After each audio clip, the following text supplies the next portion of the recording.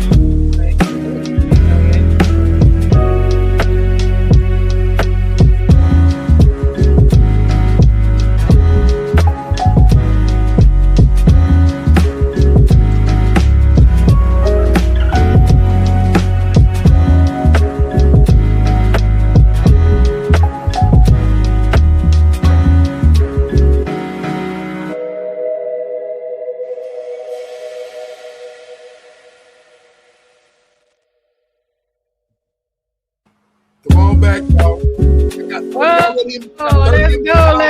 Let's go. 30 up in the chat already. You see that? Yeah, let's go. Let's go. You ready? I'm a tag everybody. How y'all doing? Hello, everybody.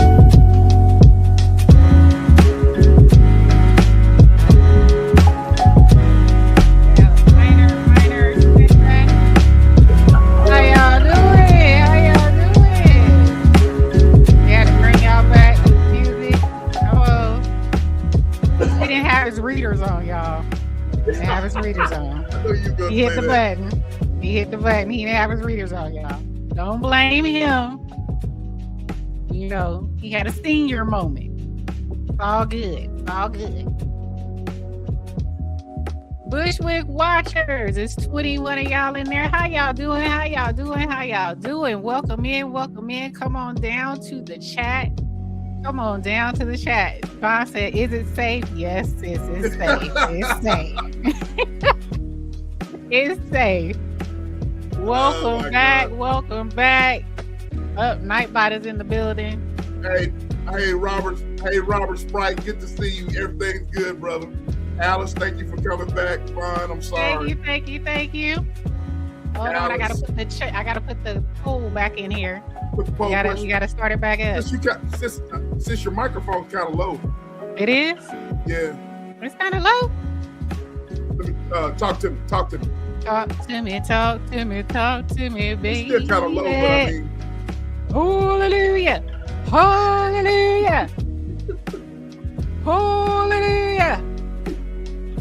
Is it a little bit better now? A little bit better? But I'm trying to turn it up. Microphone check. 1, 2, 1, 2. Can y'all hear me out there? Hold on, let me put the hold on, we gotta go back. I was MCing. Hold on. Anyways. See. I was MCing. You was MCing?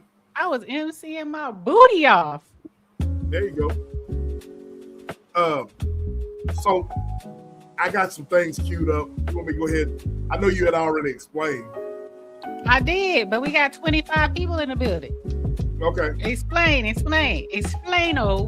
while I put the El Surveyo, El Polo, Pazzo. Well, let me play something right quick for y'all. And first of all, I want to say shout out to Little Sis Bond. She did a live today about what we're about to talk about, but you know, Vaughn is speaking from a place where she is what we call a newborn babe, right? Who, Elder? You talking about Elder? No. Elder Vaughn? No, yeah, Elder Vaughn. Madame Vaughn is a newborn babe.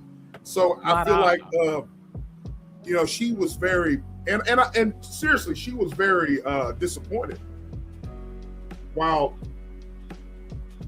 talking about this morning. Great live, by the way. And I couldn't get past the intro. I couldn't get past the intro. Oh yeah, Vaughn, she was doing it up. Work. I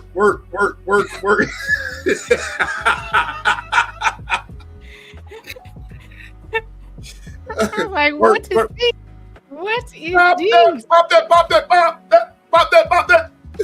Don't stop. Pop that. Okay. Oh, let me stop. But anyway, Vaughn played some clips, and I think it's the clip that's kind of viral that I'm going to play a little bit of. She played a little bit this morning, but I won't play all of it. But I'm going to give you guys what I'm talking about. And she, like I said, she played a little bit of it, but give you some context about this. And before I start, I just want to say, I tried to do this while I was on the road as far as like give a disclaimer, but I want people to understand that this is not about, to me, it's not really about Christianity, and it's not about bashing certain sexual preferences. It's not this. That's not what it's all about. We don't bash certain communities. Yeah, we don't. Yes, correct. We don't bash. We don't talk about communities over here, different communities, sexual orientation, race, color, creed, none of that. That's not what we're all about, and I want to make that clear. What I insist I can, you know, what I want to focus on, or we're about to get into, is power, money. And the poll question that she's about to put up, and I apologize, so we had to put the poll question back up, but that is an excellent question that she put up. That's what I want to get into. All right. So without further ado, let me play something to get some context. I know Sis was explaining a lot of it, but let me play something to play some context, give some context to what we're talking about. And I think Little Sis this morning played this, but we're going to get into it again. All right. The poll is in the chat. Bushwick Walkers, come on down. It's anonymous. Come on down. All right. And answer. Let's sit down. Can y'all see? Y'all ready? Yep. Hold on, let me turn down the music, son. All right, here we go.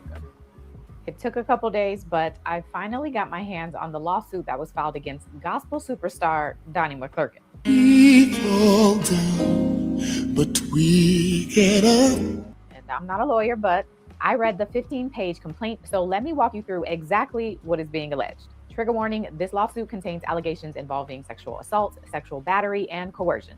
So this is your warning. Okay, so the lawsuit was filed by a man named Giuseppe Corletto, and according to the complaint, Corletto first met Donnie McClurkin in August of 2003 when Corletto was 21 years old. Corletto had recently read McClurkin's book, Eternal Victim, Eternal Victor, which is an autobiography that details the childhood abuse that McClurkin suffered, as well as his struggles with homosexuality and his belief that he was healed and delivered from it. And so, since Corletto says he was also struggling with his own sexuality in light of his religious beliefs, Corletto sought out Donnie McClurkin in search for some guidance. Now, at this time, Donnie McClurkin's church, Perfecting Faith Church, was holding services outdoors, which was referred to as church without walls, where people would share their testimonies about being delivered from homosexuality, prostitution, drugs, and some other things. So Corletto goes to one of the services. He ends up meeting Donnie McClurkin afterward, and according to the suit, Donnie McClurkin prayed for Corletto and assured him that he would help deliver him from homosexuality. However, the complaint says that after that church service, one of the ministers from the church, who was apparently also struggling with homosexuality, began contacting Corletto and even showed up at his house unannounced. So Corletto is uncomfortable with this, so he starts missing services and contemplates leaving the church. But then, according to the lawsuit, Donnie McClurkin reached out to Corletto personally and told him that the minister was being dealt with and that the whole situation was a test from God that Corletto had passed. From there, Corletto and Donnie McClurkin develop a mentor-mentee relationship, and McClurkin even hires Corletto to work as his personal assistant. And it's at this point, according to the lawsuit, that the allegations begin. The lawsuit says that while Corletto was working for Donnie McClurkin, they would have, quote, pray the gay away spiritual sessions, and during these sessions, McClurkin would allegedly touch Corletto without his consent. The suit also says that Donnie McClurkin would set up interactions between Corletto and other men and then frame these interactions as, quote, tests from God. As an example, the suit says during a trip to the Bahamas, Donnie McClurkin set up for a male model to go to Corletto's hotel room. And after Corletto was successful in resisting this model, Donnie McClurkin allegedly praised him and told him that he passed another test. The next incident that's detailed in the lawsuit is from a 2007 business trip to California, and the suit says that on this trip, Donnie McClurkin had actually brought his girlfriend at the time along with him. However, at some point during this trip, Corletto goes to McClurkin's room, and while he's there, McClurkin takes off his pants, exposes himself, and then pulls Corletto onto the bed, forcibly kissing and touching him. Corletto says he cried and objected and tried to tell McClurkin to stop, but McClurkin went on to orally engage with him. And then the lawsuit says that over the course of the next 6 years, incidents similar to that California hotel one continued to happen, including an allegation that Donnie McClurkin would secretly touch and grope Corletto before he would go up to preach. Some of the incidents that happened during the course of those 6 years happened in Atlantic City, New Jersey, Long Island, New York, Donnie McClurkin's home in New York, a park in New York, and a hotel on the Upper East Side of Manhattan. And in that particular incident, the lawsuit says Corletto attempted to leave the hotel room, but the door was locked. Now, the lawsuit says Corletto did try to quit working as Donnie's assistant multiple times, but McClurkin would deny those requests and tell him his deliverance and his purpose were tied to McClurkin. According to the lawsuit, Corletto also tried to report McClurkin's conduct to church staff members, but none of the people he informed did anything.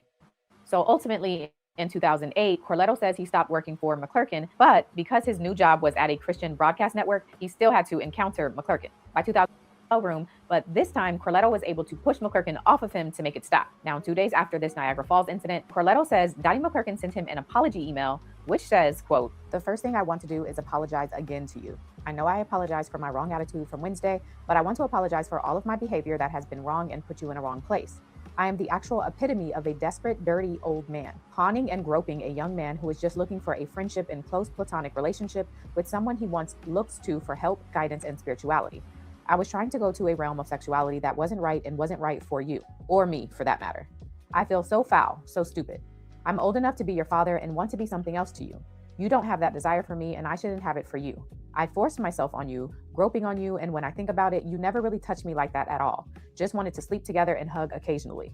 I am really embarrassed at how I am and how I acted. You're far too important to be treated like that from me or anyone. I'm not helping you in any way by doing this, and I'm only making a fool out of myself being so desperate. I have no one, and I feel it more than ever, but I was horribly wrong trying to force you into something that you were consistently saying no to. I am too old to be like this. I won't be that to you again. You didn't come back for this. My loneliness is mine to deal with. My desire for you is not right in the way that I'm feeling and handling it. I will be a friend to you and pastor if you'll allow me. But I won't be this broken old man so desperate for you that I violate my purpose in your life and become this. I love you and want you to become who you're supposed to be. I will work on me. I hate being lonely and alone, but I have to go through it, and not like this. Let's move on from here. See you later this or next week. Pastor."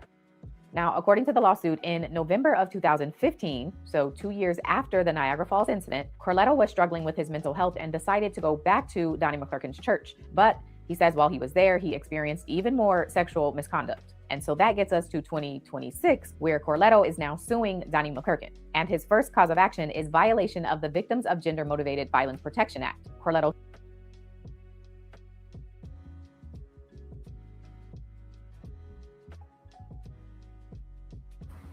Sorry, I was on mute. There you go. That's enough. That's enough context right there. Go ahead, sis. You're on mute. That was a lot. I wanted. I'm gonna let you speak first because I have segments that I Sure, want. but you sure? I have segments that I want to address because the whole what she explained, which I did not know about. You know what I'm saying? The testing. Did you get the part where he went on a trip and he sent a man to quote unquote test him, a model? My thing is, okay, where you find it from, or did you already know it? You know what I'm saying? And why would you do that? What is this testing about? I don't is this what they call, because there used to be a thing, and I don't know if it still exists anymore, but there used to be a thing called conversion therapy. Yeah, still. Was this their form? Was this his form of conversion therapy? To where he's testing him to see if he would give in. Look, I'm gonna say this here. I have it on good authority. I know people that actually, and I'm not gonna give any names because this person would put me in a headlock, and this person is gangster, and come and find me. But I know people that know him, and these people are very reputable people. You mean Donnie McClurkin? I know people that know him, and I know people that their friends, one of their friends dated this guy. Dated him. But he didn't have... You say him? Yes. A woman dated him, but there was no... It was a known fact that he was suspect. Right. And it didn't last long, you know what I'm saying? Because he was suspect. See what I'm saying? And the person I got this information from, you know what I'm saying, is very... I mean, that's solid facts. You know what I'm saying? That's facts. Right. So here's the thing. And I want to preface my statements by saying this again. This has nothing to do with Christianity, and it has nothing to do with your sexual preference, orientation, or whatever. Orientation. Yep. So what I want to draw from this is how a person can use power and money, respect, prestige, and use all of that to manipulate. Okay, so it's a very well-known fact. Yeah, y'all, I read it. Y'all saw he struggled with you know, his homosexuality. Yeah. You know what I'm saying? He struggled with that. And I'm not going to go into it. This show is not to go into whether or not right or wrong or whatever, but I will say this: being a Christian in Christianity circles, and a lot of folks in the chat, you guys are Christians. You know what I mean? You profess to be Christians. We all know that if you're professed to be Christian, then that lifestyle is not accepted. Okay?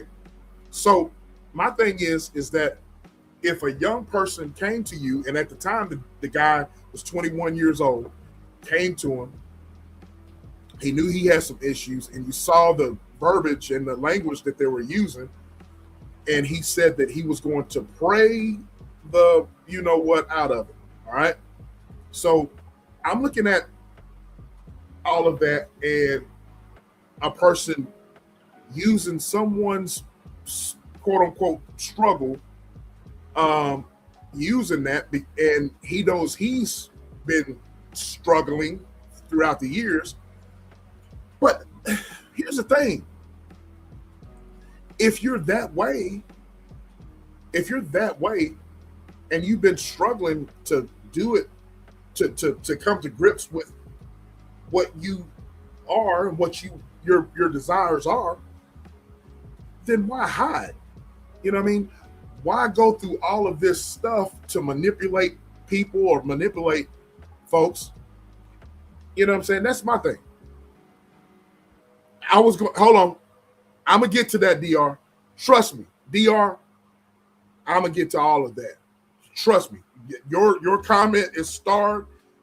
I got that and even more. I have questions. Trust me, Dr. Trust me. We're gonna get into that. Second of all, I want to go to the gentleman that is making all the accusations. What Dr. just said, and look, I want to say shout out to any SA victims. Shout out to any SA victims that has came forth and trauma and so forth and so on. I want to say shout out to those who came forth, man, and had the courage to come forth, and you've been preyed upon, and your liberty and your freedom and your dignity and your self-respect was taken away because of a predator. But you came forth. You know what I'm saying? Shout out to all the ones that had those things happen to them, but you came forth and you exposed, you know what I'm saying, said behavior. But I want ladies and men I want y'all to hear me out when I say this. I'm a grown man.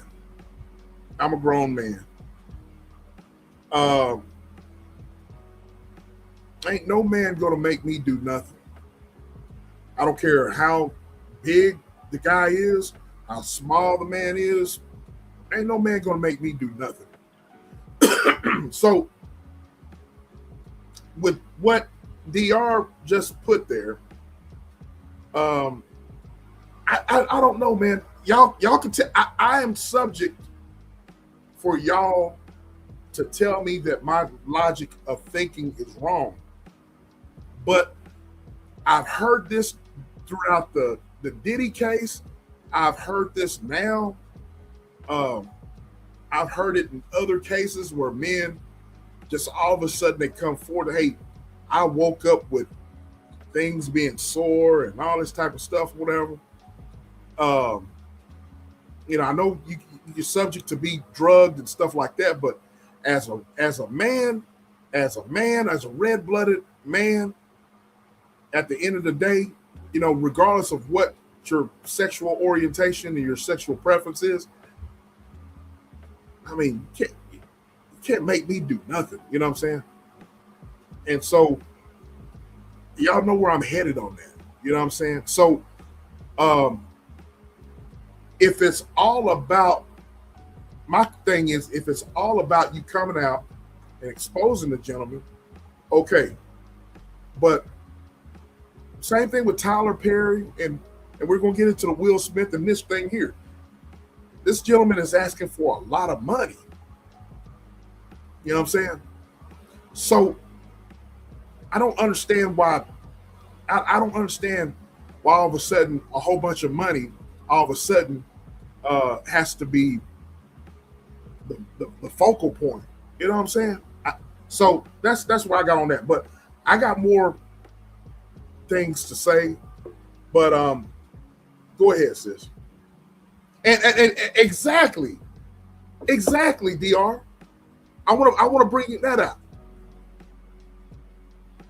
What? Before I let you speak, sis. Before I let you went speak, back, sis. I have a problem with that. With these, not just this dude here, but in the Diddy trials, the Diddy thing, these people keep going back. I don't get it, man. Now, like I said, I'm going to be humble enough, and I'm going to be logical enough to hear everyone out. All right, like last week, a couple days ago, Wednesday, we had a good show, and a lot of people disagreed with me with stuff, and we agreed to disagree. But please help me. Am I wrong for thinking this way? Do I have a right to think this way? Exactly, Jay.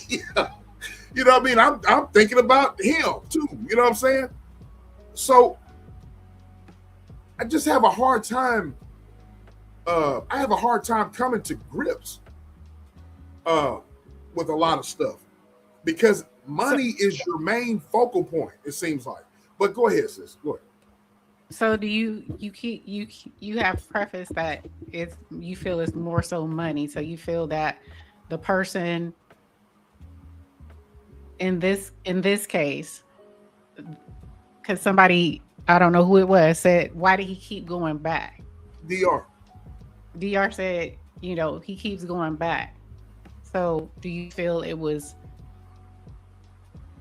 for the money, or do you feel that he had control, or both? There's some type of control, some type of authoritative control.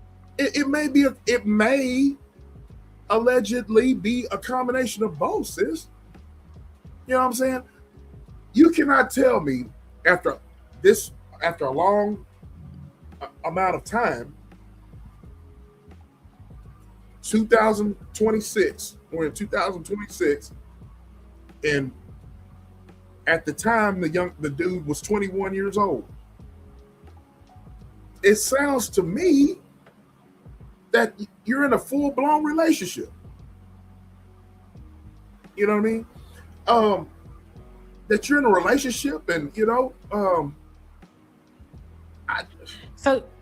gonna ask you this, because we had this conversation and you were like, I don't know, sis.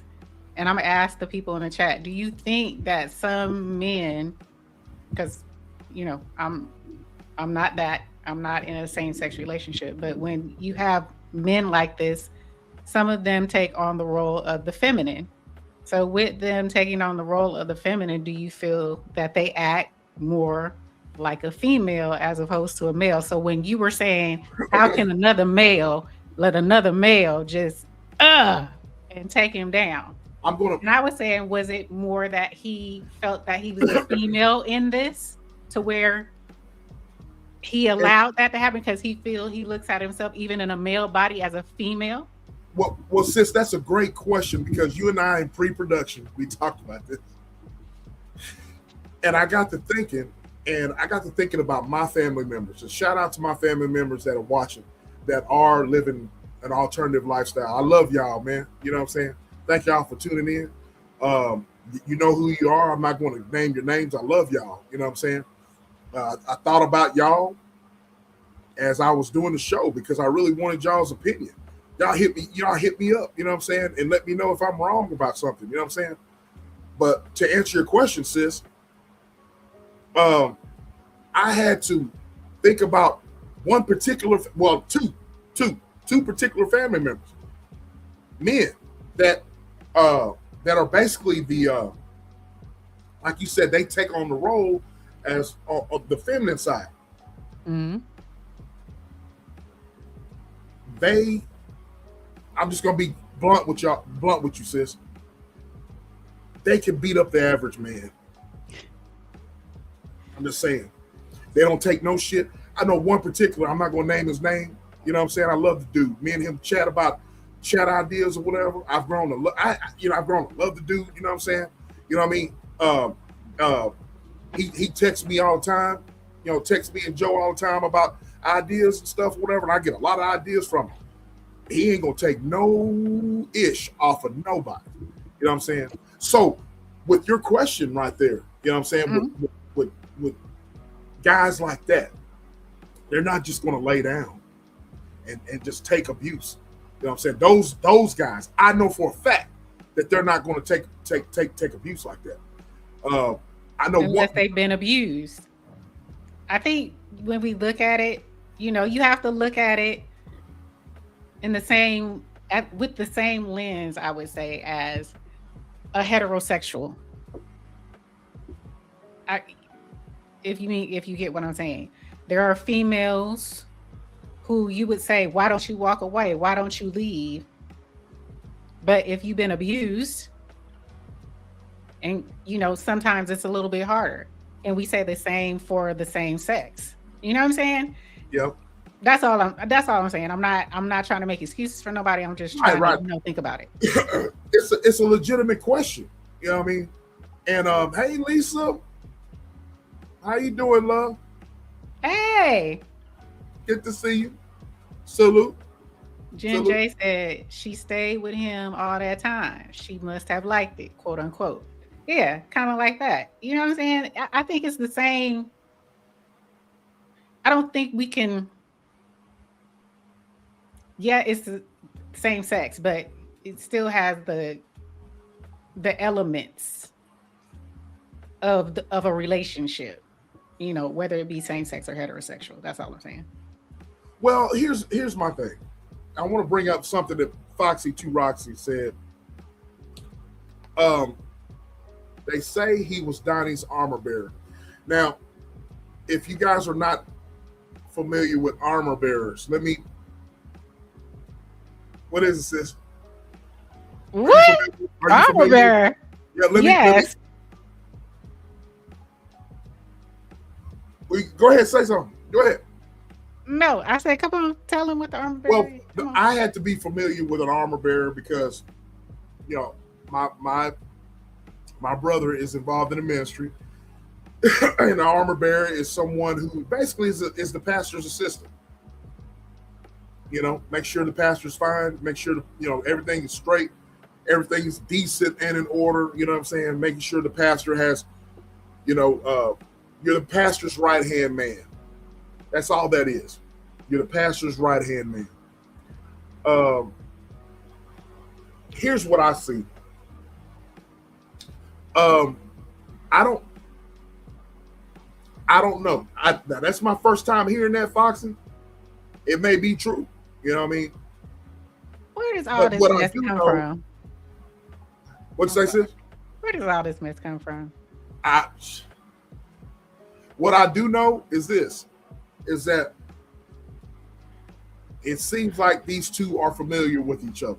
That's for sure. So do you believe it's a Cassie situation? They waited for the opportune time, because I believe this man Giuseppe has since gone on, and he's no longer confused about his sexuality, and he's married to he's in a marriage with another man. But I think, if I'm not mistaken, yeah, he's married to a man.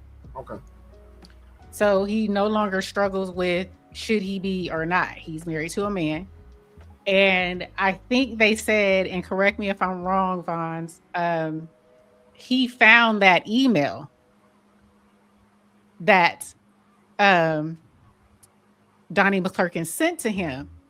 And since he found that email, I think this has like put the battery in his back to seek this lawsuit, because now he has like proof.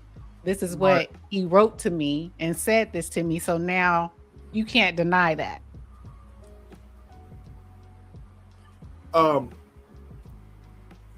So my he thing is delivered. Yeah. Delivered. My thing is that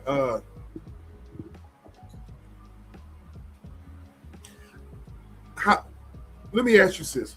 Mm-hmm. I'm kind of speechless in all this because I'm not trying to tiptoe around without hurting feelings. Yeah, I don't want to. Yeah, I don't want anybody to think that I'm trying to be judgmental, because I'm just trying to understand. I'm really trying to understand. The first thing that I saw that I noticed was it just seems like the dude is insinuating that there was some manipulation involved. He caught him at a weak state, and then kind of like, that was his way of getting in. You know what I mean? So sis, let me ask you something. I want your honest opinion about the situation. Do you think it's true? Do you think it's something to it? And I just want your thoughts about it. Do I think it's true? Yes. Do I think it's true? Absolutely. Do I think it's a money grab? More than likely, yes. Because like Vaughn said, what made you go looking for the email? He found the email. I don't know what made him look for it, but he found this email, and I think he figures, well, opportunity. He may be looking at the Cassie thing. He may be looking at all these lawsuits that are happening out here. Let me try to get something. You know what I'm saying? Like you said, it's a money thing. So I absolutely think that there is something to it. I don't know what, the statutes in New York are with regards to this, but if he has more receipts, it would be interesting to see, but I don't think it's too far-fetched. The only thing that I have not an issue with, but it's like right now, I mean, there's men out here who are like that, and it's probably because the way he was raised in the church back then, it was taboo to say that you were. So it's easy for you to either hold it to yourself, because how many musicians do we know? How many organists do we know? How many choir directors do we know that, you know what I'm saying? But it was an unspoken thing. You just don't say nothing. Don't come up in here with your boyfriend or your girlfriend, and we good. It was what it was. But so he comes from, I think, that school of thought. And, it was easier for him to say, I'm delivered, or, not, just not have a relationship, right? So I think he went the I'm delivered way. And did he try to be delivered? Probably. But to me, though, when people say stuff like that and do stuff like that to people, it's like you're trying to push somebody to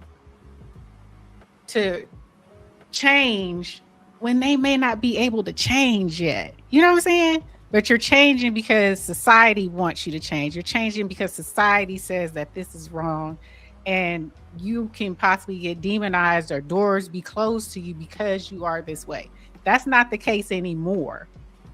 Had he come out now, there would be none, it wouldn't be that bad for him. I am going through this, I was touched or whatever, but I'm still dealing with this. I'm still grappling with this. I'm still trying to walk with God, and I'm grappling with this. He would be probably more accepted now than back then, but back then it was, I'm delivered. But I don't think he really was. And if everything what that woman said, what she read off, what he said, that's a lie. That's a lie. He was trying to hold that in and do those. And if he actually did those acts, he was struggling to try to be down low. Struggling. Right. You know what I'm saying? So I think for Giuseppe, it's a money grab. Yes. But for Donnie McClurkin, it's like, it's a little bit hurtful for folks, because it's like, you to them, you lied. I say he didn't lie. He tried to be something. He tried to be something he wasn't. He may have tried to. Should people just go ahead and come out and be like this guy here? I am delivered. You need God to do. He just told you it's done right now. What did you come here? Come down here for? Tell me. To get delivered more. To get delivered. Do you believe that the Lord tonight has set you free? Yes, sir. Turn around and tell those people. Tell them.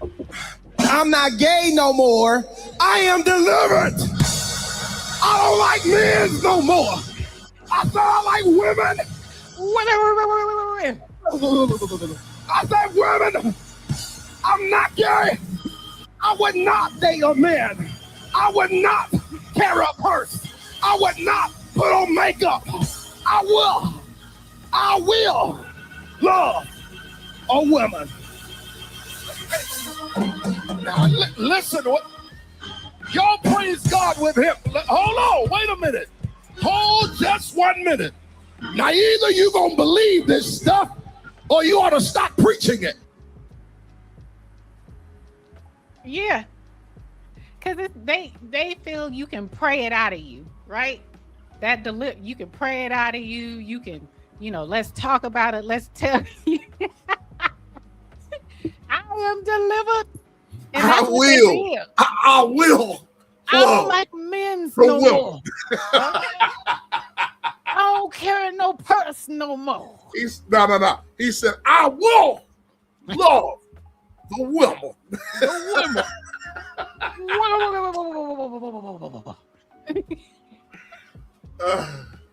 And that's what it is. They think they can touch you on the head and you get delivered from it. But my thing is, I'm with DR. What? How are you delivered? You still with a man. Exactly. That's why I said it would be. He wasn't. He never. And none of these. It's about relationship.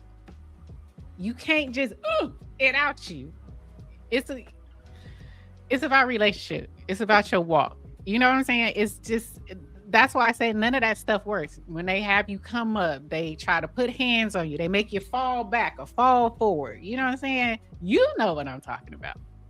They make you, let's go and have these sessions and, tell me about, you got to confess all the time. I had this nasty dream and, repenting and confessing and all of that is,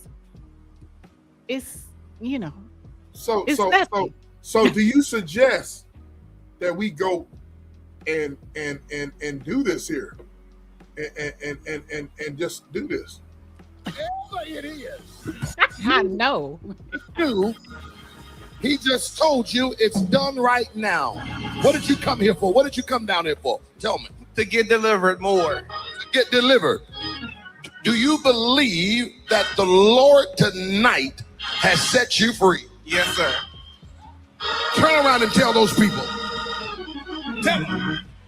I'm not gay no more. I am delivered. I don't like men no more. I said I like women. Women. I said women. I'm not gay. I would not date a man. I would not carry a purse. I would not put on makeup. I will love a woman. I will love a woman. Whoa. And you see that church, church he put on, he did exactly what he saw grandmama and them do. Women. He's a carrier purse. I will not wear makeup no more. Yes. No. That is what do you say? That is yeah, thank you, Fox. It's fake. Exactly. It's fake. Thank you, Miss Foxy. She had the right, it's fake. It's all theatrics. He learned it. They all learned. That's what you do. You come up there, that's what you do. Oh, okay, so we're gonna talk about theatrics. Theatrics. This is where right here that I might make someone. Uh-oh. Let me put my camera off. This is somewhere y'all might not agree with me.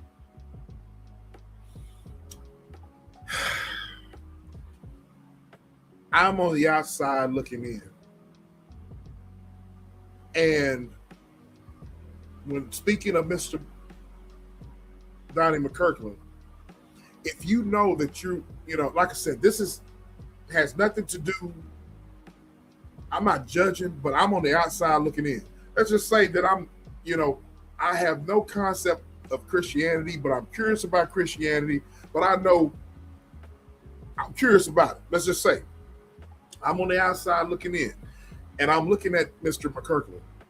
I read his book, and I know, and he's very outspoken about him and his struggles with his sexuality. This dude pastors a church. And then come to find out, and that he's living a secret lifestyle, pastoring for years. At what point in time are we going to hold the congregation accountable? How you doing, Battle Zone? Good to see you. Thank you for coming through. Y'all hit the like button. We got 28 people all together on both platforms on the welcome in on the stream. Y'all please hit the like button. So at what point in time are we are the followers that know that these leaders that are faking the funk, are we going to hold them accountable? It's just like last week, whenever old dude was sitting there preaching about him buying the dress for the co-pastor, the pastor buying the dress for the co-pastor to the event, and the people in the congregation were just, that's right, Pastor. You sure did that right, Pastor. And he's sitting up there. I don't know where y'all come from, but I'm not living in the little house on the prairie. Where have y'all been? I'm not going to have my wife wearing such and such, such and such. In other words, he's going to keep up with the times. And the people in the congregation were like, get. You know what I mean? So what I'm saying to everybody, when are we going to start holding people accountable? Now, look, whatever Mr. McClurkin wants to do, his preference, that's on him. But I know in Christianity circles or whatever, that's, you know, he's out of line. He's a hypocrite. You know what I'm saying? So why are people steady buying his records? Why are people still buying his products? Why are still people going to his service? And he's a hypocrite. He is no different from what we were talking about a couple of days ago. I'm just saying. What's good enough for the goose is what's good enough for the gander. So we got people out here. We got. I want to say legitimate people that's living the lifestyle of being alternative lifestyle, and they have no shame in their game. And we got a guy that's hiding behind Christianity. So, but we keep. Oh, you hear that song by Donnie McClurkin? He sounds so good, but we still support him because he sounds good. But yet we got people that are not in church that are not out there like him and proclaiming Christianity, but people like him that are living their truths and are not faking like that. I'm just saying. Exactly. He fell down and never got back up. But you know what, DR? We got people that are still supporting it. You know what I mean? And I'm gonna say this here, and it might hair lip everybody in the chat or everybody, but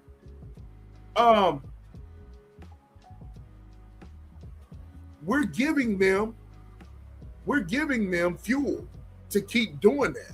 You know what I'm saying? You know, we are. You know what I'm saying? And I have nothing against. Look, again, this has nothing to do with living an alternative lifestyle. This has nothing to do with it. I'm talking about these jackleg preachers like this or whatever. And you got people like, we'll get into him. We got people like Tyler Perry. That's you know what I'm saying? Quit faking, bro. You know what I'm saying? Either you're in or you're out. You know what I mean? Quit, you know, trying to portray that you're this strong man when you're this strong individual, and you're trying to put it out that you're not. You know what I'm saying? But you're in or you're out. You know what I mean? And again, what I have a problem with is that these pastors and these fake televangelists and fake singers like this dude here or whatever are leading our young people astray. You know what I'm saying? They're living alternative lifestyles, and this dude is hiding behind Christianity. I don't think it's right. It's high time for the people. You know what? You know who's giving him the power? If you buy his records, you buy his albums, if you support him, you're giving him power to keep being who he is behind the scenes and faking the funk. That's what y'all are doing. I'm just saying, don't open up your Bible and tell me how I should live my life whenever you're not doing what you're preaching. You know what I'm saying? You're no different. You're no different. You know what I mean? You can't tell these young people to change their lives and do this or whatever when you're sitting up here doing all this and you're doing all this. You're conspiring. You're using your authority. You know what I mean? And let's just say allegedly. You know what I'm saying? But you know damn well, ladies and gentlemen, y'all know damn well. You know good and damn well. I'm a black man. Let me take my glasses off. I'm a black man, and I know about the Christian circles or whatever. I can show you right now. Of a guy I know, and I'm being serious right now, of a guy I know personally that I can show you on YouTube that offed himself because, and I went to school with this guy. I can show you the article. I can pull it up right now where a guy offed himself because he was getting ready to get confronted about some stuff that he did years ago, SAing young women, and he was a principal of a Christian school and an associate pastor. So you're not talking to somebody that's doesn't know what he's talking about. This guy was living a lie. Before he died, he preached a sermon talking about, well, I know I do a lot of things, and it hurts and nobody knew at the time that he was essaying young girls, but he offed himself. He was a coward because he didn't want to face the facts. And if we as a people, you know what I'm saying? We as a people do not call this. I don't care if you're Christian or non-Christian. If we can't call this stuff out, you know what I mean? We are no different. You know what I'm saying? You hear that? The thunderstorms and stuff. Man, it's thunder? Oh yeah, that's thunder. You know what I mean? Oh gosh. Oh my God. Did you hear that? Did you hear that? I did. So you're no different. You know what I'm saying? So people have got to start holding. Look, just because you go to church does not mean. Did you know that you can feed the sick and you can feed the poor and you can help the sick and go to the hospitals and not be a Christian? Yeah. You know what I'm saying? Did you know that? You can put together a fund in your community and help your own community. You don't have to do that in the name of Christianity. You can just be a decent human being.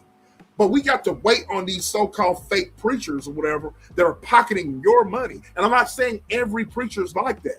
I'm not saying that. But I get, yeah. But there's good people out there, and there's some good Christian folks out there that are trying, you know what I mean? But they're being led astray by these folks that are predators. They're nothing more than predators. All right.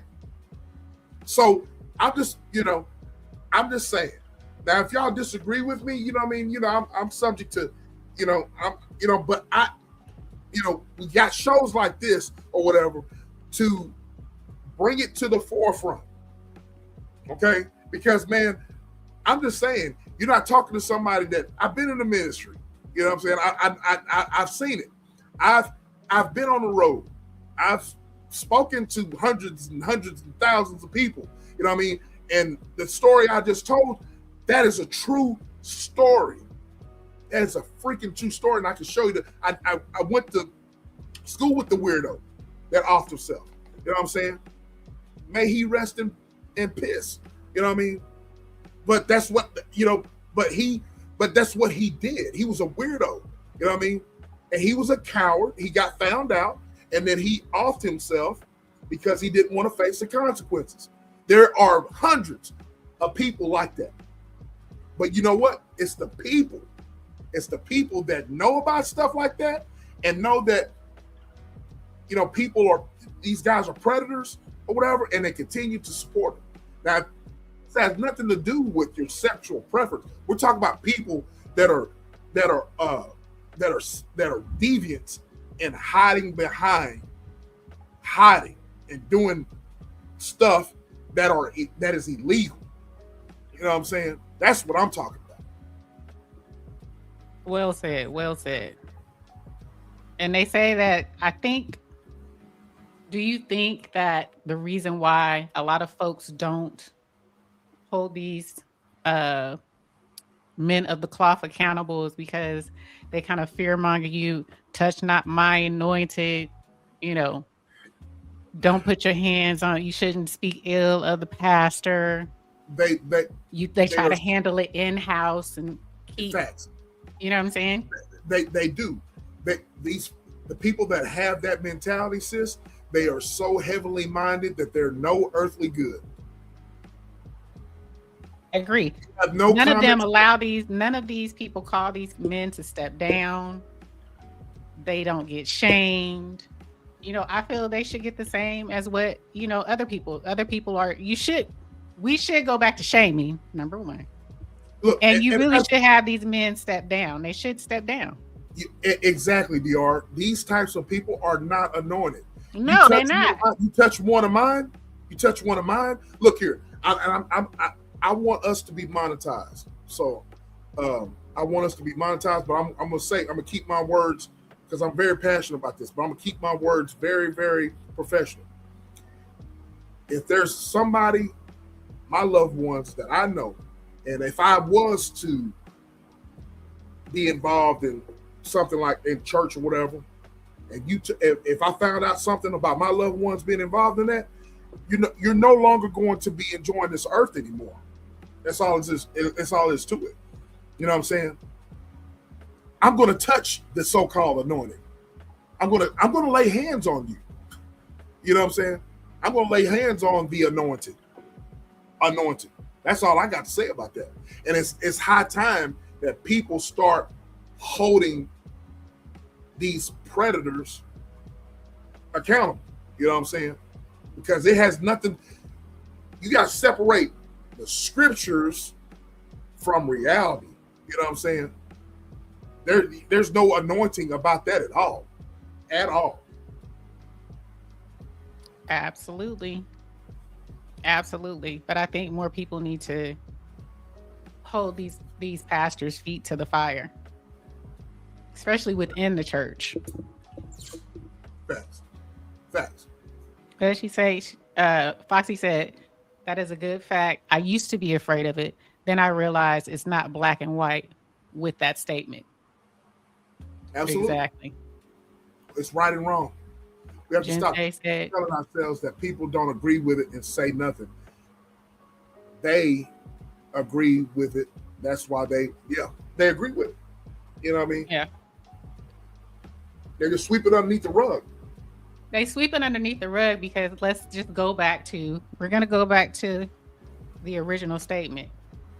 Money, they can't afford to lose the parishioners. They can't afford to lose the people coming in and giving. It is a business. The modern church of today, right, is a business. It's a corporation. So that's what it is. But like I said, it's speaking of business, we give these people business.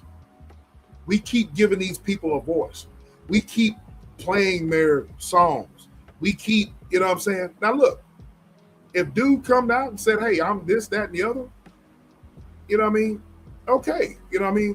But the problem that I have with it is that once again, you want to dibble in the world, and then you want to dibble in the world, but then you want to dibble off in Christianity, you know what I'm saying? In the name of the Lord, you know what I mean? No, sir. You know what I mean? And it's high time that, churches are not supposed to give a guy like that who is doing dirt. They're not supposed to give a guy like that doing dirt behind the scenes and doing a bunch of effery a voice. You know what I'm saying? Would you if you found out that your son was being manipulated by this guy, don't care how old your son was. You know, how would you feel? That's all I got to say about that. You know what I mean? But then again, it's hard to look, man. You know, the flip side of things, you know what I'm saying? Like I said, I have questions about these so-called men. You know what I mean? I think as if we have children, we have grandchildren, we have nieces and nephews, you know, it's important that we teach them about these predators out here. You know what I mean? And how to address them and how to tell, you know what I mean, how to handle it. You know what I mean? I've told Joe's listening, she's listening in the bushes, but I've told her son and I've told my daughter to how to handle if someone violates your space. And you handle it until that person is not moving anymore. That's how I got to, that's you know, I've taught them that. It's high time that our young people start doing the same thing. You know what I mean? A damn lawsuit. You know what I mean? Yeah, that's all I got to say.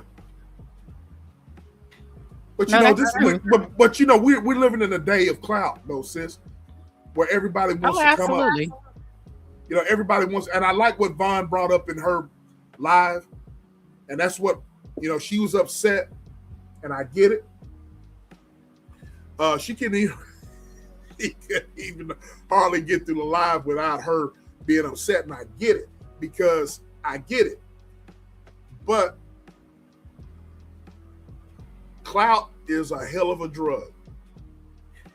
It is. It doesn't matter if you're Christian, Muslim, atheist. Clout is a hell of a drug. People will do anything for clout. Shout out Cardi B and Offset. Absolutely.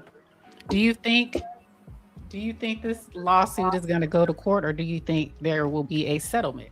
I think old dude's going to settle because he doesn't want his name out there already than it already is. Just like with Tyler Perry. Yep. Money solves everything. They're going to give that dude a price and he's going to take it. Just like with the Shannon Sharp thing. Yep. We're not going to hear about this in another month. They're going to settle out of court. But there will be another one that comes, though. Absolutely. Always is. Why is it that there's so much of this running rampant in the church? And I'm not just talking about evangelical, Baptist, Pentecostal. It happens in the Catholic Church. It happens in, you know, the Mormon church. It happened. Why is this such a thing? Because people let their guard down. Because Christianity is all about, it's supposed to be, when you talk about Christianity and the Muslim faith and so forth, people let their guard down talking about peace and love and the love of the Lord and all this type of stuff or whatever, and how you're supposed to love, you know, and you got this big old utopia of people that gather every Sunday, every Wednesday, every time the church opens, and everybody's so nice. When you're so nice and you're living when you're living the way of the Lord, so to speak, people let their guard down, and they have tunnel vision, and they don't see everything. Your common sense is not coming to play, because just because you're in a Christian circle does not mean you don't have predators that come in your circle. Just because you're in a Christian circle does not mean that you have idiots and you have people that don't deserve to be on this earth, and they prey on your children, they prey on your wife, they prey on men. All right. So because of that, they get that's the easiest thing to do. The same thing applies, sis. Whenever you got these mass shootings, these dudes come into the church or whatever, and the church, you know, welcomes it in. The church is supposed to be a place of gathering, and then the dude ends up, you know, gunning them all down. You know what I'm saying? So it happens in every circle. You know, exactly, Miss Alice. Just because you love the Lord doesn't mean that you should be a fool. Just because you love the Lord doesn't mean that your common sense should go out the door. Just because you love the Lord doesn't mean that you should have just tunnel vision. That's I take offense to that. The men need to stand up. Men need to stand up. You know what I mean? Just because every fool with a Bible doesn't know their Bible. I just got a DM just a few minutes ago of a preacher that's a well-known, alternative lifestyle guy. There's a brochure of the picture of the dude, of him and other pastors. All the other pastors have portraits, have normal portraits. This guy has duck lips. But you know what? He's taking duck lips. He's got a duck lip as his portrait. Once again, you know why that happens? It's because the people allow that to happen. I think it's high time that I'm gonna say something controversial now. Hold on. Do you think that they're able to get away with it so much because it's more women in the church? It's prevalent. More women in the church than men. Prevalent. It's prevalent, yes. Especially with us black folks. I'm gonna say that. I'm gonna go ahead and say it. Especially with us black folks.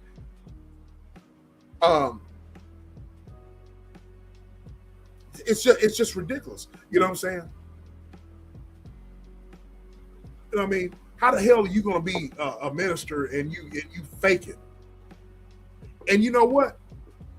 True, the gay community, the true gay community does not follow fakeness like that.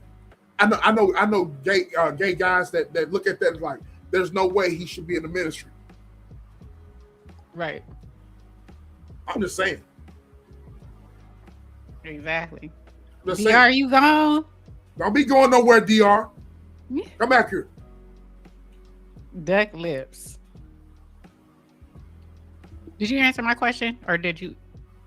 I think I answered. You answered. You said yes. Yeah, okay. I answered. Okay. Because I believe that's what it is. Men won't put up with it. Men know. And that's why it's not a lot of men in church today, because they know the foolery that goes on in there. Look, man. Child. When we were talking about what's his name, what you say, child, the church needs an overhaul, and definitely needs to pinpoint where they need to improve. I don't think the Lord is pleased. I agree with you. I agree with you, Queen, but I'm gonna go all the way back. You can't be a leader without followers. You can't be a leader without followers. Facts. We are allowing, and this has nothing. This goes all the way back. This is just not necessarily with church. It's not necessarily with church. This is with everything. Government, church, family, business. You don't think this ish goes on in business? But people are, doing predatory behavior in business. But you know what the difference is? You got folks like, you got HR. You got folks that, HR is going, HR department. You got people that are going to handle that accordingly. But the church, today's church is so much business minded, and it's all about money that they gloss over morality. You know what I mean? It's branded themselves as a place for kids, the elderly, and non-heterosexual people. Absolutely. But like I said, this live is not condemning anybody's sexuality. We're talking about the fake people, the predators. We're talking about the predators. whether you're a predator of female, whether you're predator of children, whether you're just a flat out predator and you're a hypocrite and you're leading people astray. You're the true stumbling block. Right. Because that's what this live is all about. This is not condemning Christianity. It's not condemning your sexual orientation. Mm-mm. More people need to come out and expose these frauds out here. I will say shout out to your girl Tasha K though. That's the GOAT. Wendy Williams 3.0. The GOAT. Y'all, wait. Did they answer the poll? We didn't even get to the poll. Good Lord. Well, shoot. It was a resounding 100. Wait. Oh, dang. Thank y'all. We got 34 votes up in here. 35 votes. All right now. The question was, can spiritual counseling ever cross into exploitation without physical force? Yes, absolutely. Only if sexual contact happens. No, intent matters and depends on authority gap. Can sexual counseling ever cross into exploitation without sexual force? And a whopping 83% says, wait, they still voting. They still voting. We up to 37. Hold on. Thank y'all for voting. We appreciate this. 84% says yes, absolutely. 5% said only if sexual contact happens. 5% only said no, intent matters, and 5% said it depends on authority gap. But 84% said absolutely spiritual counseling can cross into exploitation without physical force. All right. I agree. 38%. 38 vote. Thank you. Bushwick watchers, we are proud of you. Chat, can we give the Bushwicks a resounding thank you? We appreciate you because that helps with the conversation. We appreciate I have another something that I want to present. All right, let's go. And we got our boy Will Smith on the docket as well. And here we go.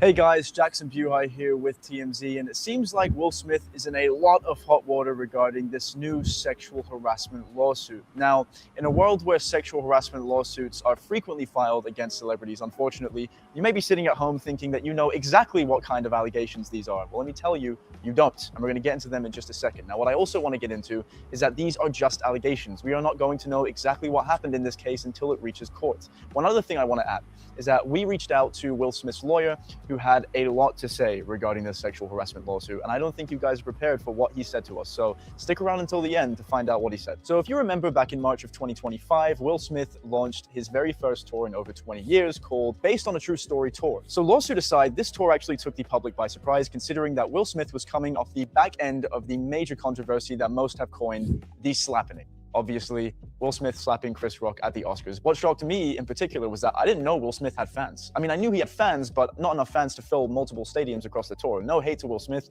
Growing up, I love Fresh Prince of Bel-Air, but my God, that did take me by surprise. Okay, I'm getting off topic here, but let's continue. So in launching this tour, Will Smith hired a violinist that goes by the name of Brian King Joseph. Now, that name may or may not ring a bell to you because Brian King Joseph has actually garnered a significant following on social media for posting his violin videos. Editor, roll the clip right here.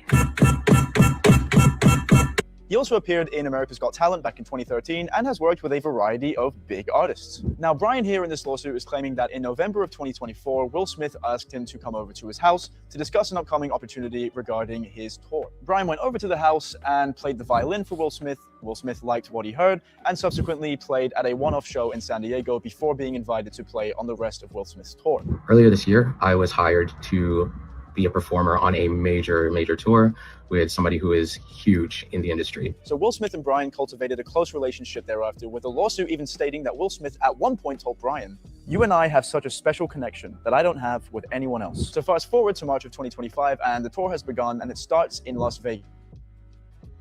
Now, in this lawsuit, Brian has alleged that Will Smith's team booked all of the hotels and their rooms in advance, according to him. So a little bit before the show starts, everybody checks into the hotel and everything seems fine at first, but the real kicker is when Brian returned to his hotel room, there were signs in his mind of a break-in. Now, there are no signs of forced entry or burglary, but a piece of evidence is noted in the complaint. And this is where things really start to take off. I quote from the lawsuit: "The evidence included a handwritten note addressed to plaintiff by name, which read, 'Brian, I'll be back no later than 5:30. Just us, drawn heart, stone F.' Among the remaining belongings were wipes, a beer bottle, a red backpack, a bottle of HIV medications with another individual's name, an earring, and hospital discharge paperwork belonging to a person unbeknownst to plaintiff. Plaintiff feared that an unknown individual would soon return to his room to engage in sexual acts with the plaintiff.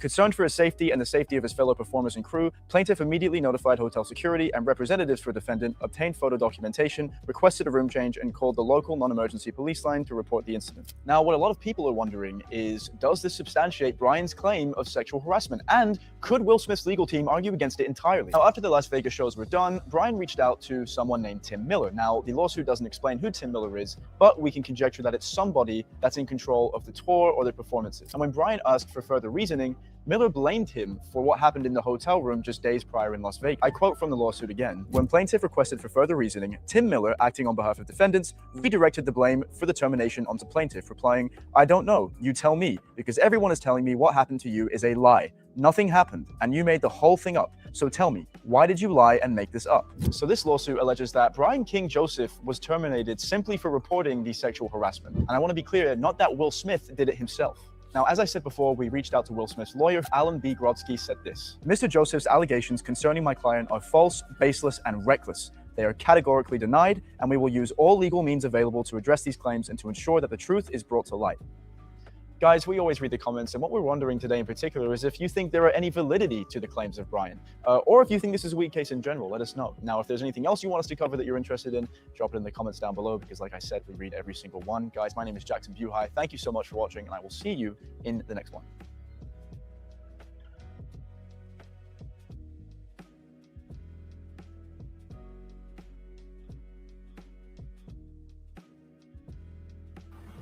All right, here we go. Will Smith. There's been always accusations about Will Smith. Always been some allegations, and you know what I mean. Tasha, I'm gonna refer to you because I know your sister left again. Her and her connection. But when she gets up here, now sis is a big fan of Tasha K. This is a witch hunt. That guy should be charged for lying. Okay, all right. Y'all hit the like button as you come in. Now sis is when she comes back, she'll tell you. She loves Tasha K. I know Tasha K had interviewed, and here she comes. She had interviewed. There you go, sis. There you go. Here. Is your sound on? Can you hear me? So, since Tasha K had interviewed a guy that was a best friend of Will Smith, and he put out a whole bunch of stuff on Big Willie style. You know what I mean? Hold on. Can you hear me? Can you hear me? Yeah. Okay, I couldn't hear you guys, so that's why I had to jump out. Okay. Yeah, we can hear you. Yeah. So, sis, are you good? You good? Hold on. You good? Testing. Yeah. Yeah.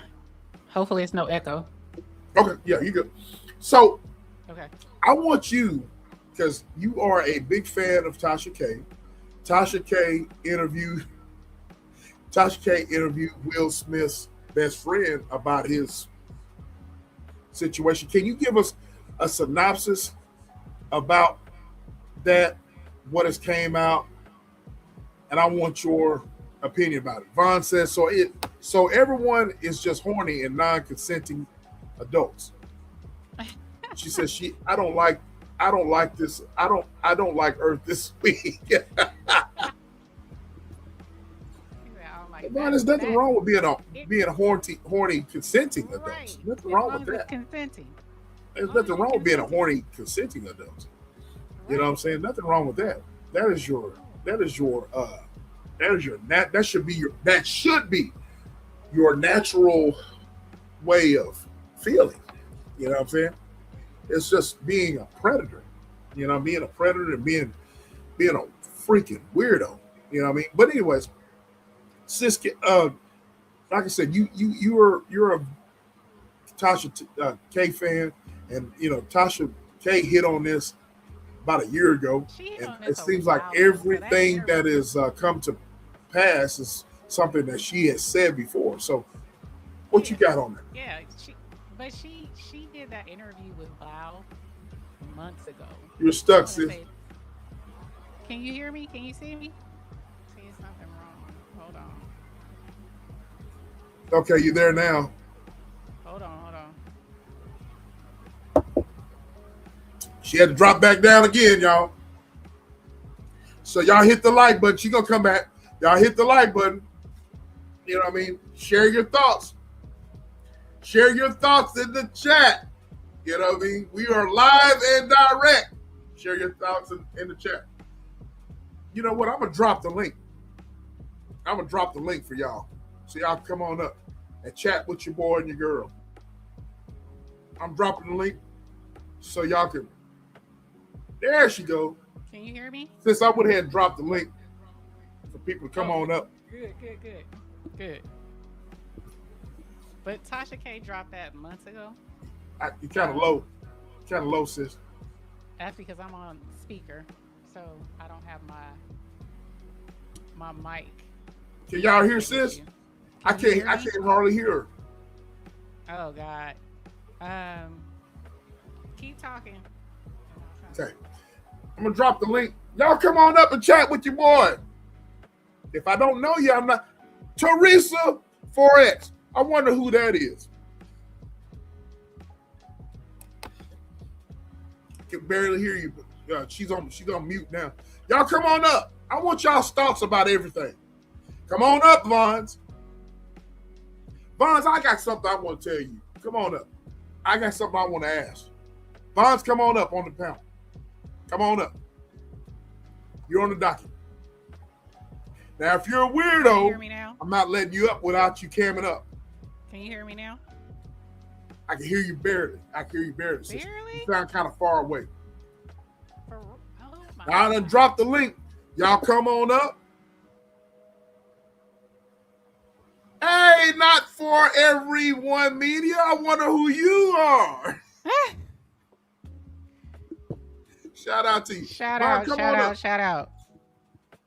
Let me see. Come on up. Okay, at least I can hear. And I want to say, again. shout out to my peer, Miss Alice. I want to say shout out to her. Testing. Okay, that looks good. Y'all go and subscribe up to my peer, Alice. Y'all come on up. The link is pinned. There we go. Well, the link is in the chat. I think I got. Can I? I think I can pin the link. I think Testing. It's pinned, right? I don't It's think it's pinned. pinned. Oh, it is? You pinned it? Okay. Hold on. Okay. If it's not, Come on up. I can do it. I got a question for you, Vons. Von Madame.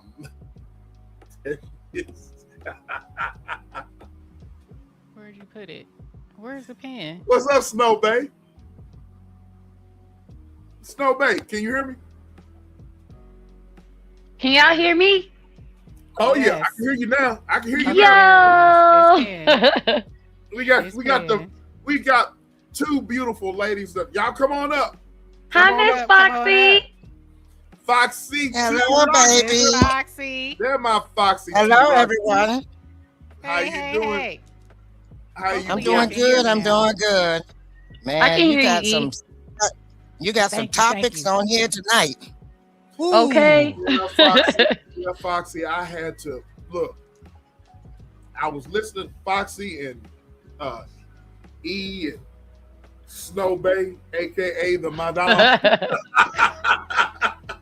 Look, when you went live this morning, I felt the little sis. I felt your passion this morning. You were trying to keep it together, but you're pretty upset while discussing some of this stuff that we're talking about. And I get it.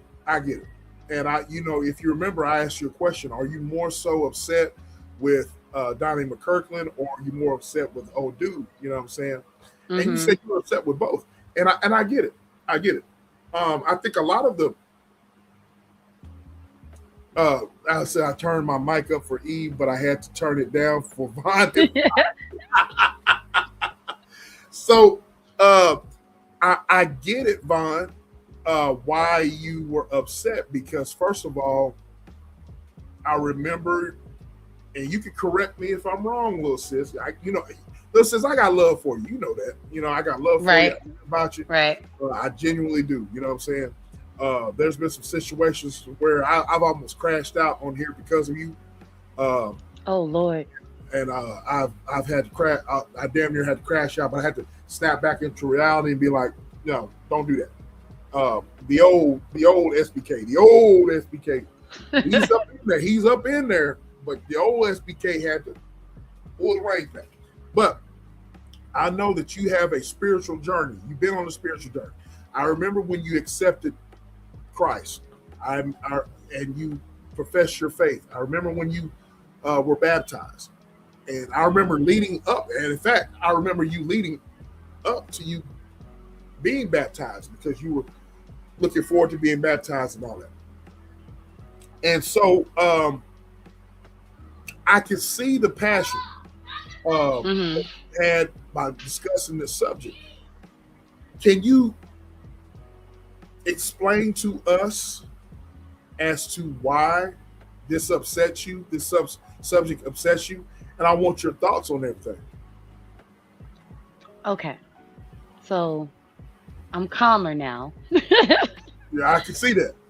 Because, okay, so it's upsetting because of, like, I read comments. Okay, that's my thing. I like to read comments. I like to see what other people are thinking.